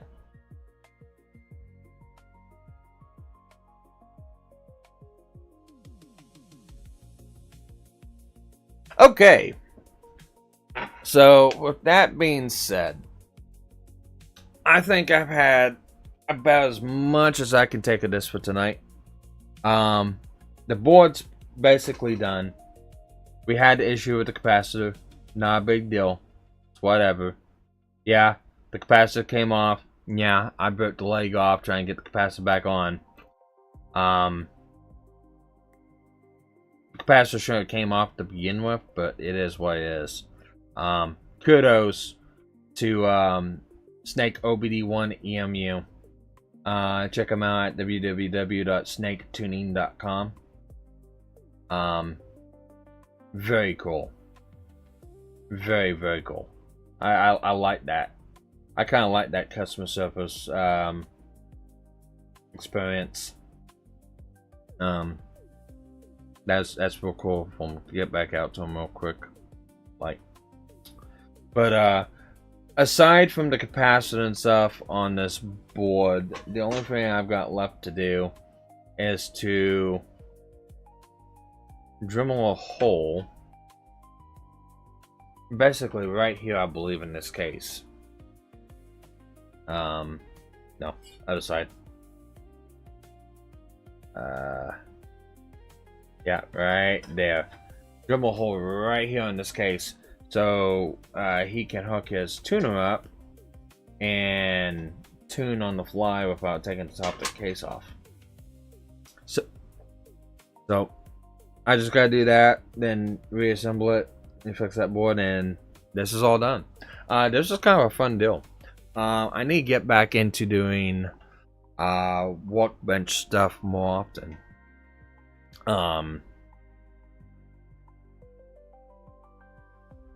Yeah, it's been far too long. I don't remember when the last time I actually did a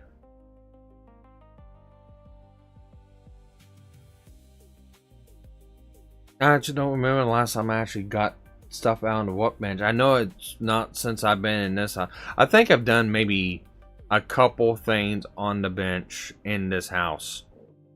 And I've only been in this house for about 7 years. So, yeah, I need to get back into doing that a lot more. So, with that, I hope this was entertaining for you guys. I'm sorry if the camera quality wasn't all that well during the entire stream. I'm sorry if it wasn't like centered up with the microscope cam over here. You gotta understand, I'm setting this way. My computer and monitor is that way from where I'm sitting at. So I'm literally have to look over my shoulder to the back to see anything on the computer or see the screen to see where everything's at. And like I said, I've not been able to figure out the quality. This camera right here should be a lot more detailed. I don't know if it's my actual capture card. Actually, no. It's not my actual capture card because this thing's transmitting on USB-C because it is a GoPro Hero 11. I would think it'd have a lot more better quality. Maybe I need to get the lenses for it. That is one thing I wanted to try to do, is get the lenses for it. See if, lensing it down will make, maybe getting closer to the desk with a lens will make it a lot better. I don't know. And then this thing with the scope again. Whenever I move it around, or it's a scope, you move, something up and down. It's like move it up, move it down. It's like, no, that looks like I'm moving a lot. That's a half inch. Moving a quarter inch, a half inch is enough for it to blow out. This is one of the reasons why I've not streamed a lot of stuff with socket stuff, because it's like a pain in the ass to try and get set up and be able to actually make this stuff look good while you're streaming it. Probably be better video format, which is why I started out doing this video format stuff, but I like the live stream stuff too. Although I really don't feel that bad, because seeing Voltar, if you know Voltar from the game console modding community, he's really good. Voltar, Game Tech, and when I say Game Tech, I'm not meaning Review Tech, Game Tech. It's Game Tech. He's the cool person. It's not Review Tech. But yeah, I know they have kind of like lackluster setups too. I try to at least make it look somewhat good, where you can see what I'm doing. And who knows? I'll go through the replay of this and I'll see if it's any good or not. But with that, I think I'm gonna call this a night. I thank my friend for coming on. He did not have to. Kind of interesting. It's kind of interesting how, because he is the owner of the ECM, it's kind of interesting to how the person who's hired me, even, don't get me wrong, I'm friends with the guy, and this is the aspect of I'm friends with him. I'm like, I know him personally. I walk with him daily. He's an actual friend, someone I know. Yes, I will charge friends. I'm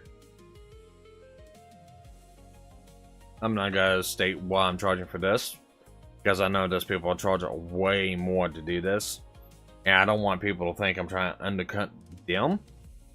And I also don't want to do this all the time too, so I'm not gonna say why I'm charging them, but it's significantly less. Yeah, I know it's fun having an owner of whatever you're working on come on, look, talk, and them kind of just seeing what I'm doing. That's transparency, 100%, baby. 100% transparency. But with that, I rambled on enough. It's 15 minutes before midnight here. I need to go take a shower, grab me something to eat, and go to bed. And I have another piece of equipment I need to work on tomorrow, but I'm not going to be streaming about it. It's too big to... It's not really too big, but... It's a plasma cutter. It belongs to my boss. I'm not gonna...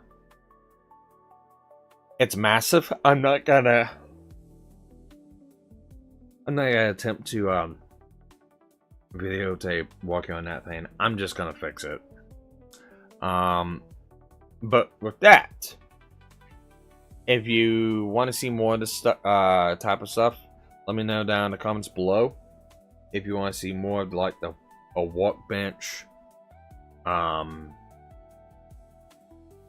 repair videos. If not, if you want me to just continue doing the commentary stuff, I'll probably just continue doing commentary. Honestly, I'll probably do a mix of both. But let me know. If you like the stream, like it, subscribe, all the other good stuff, you know, good viewers are supposed to do for YouTubers. So, with that, take care, and have a good night.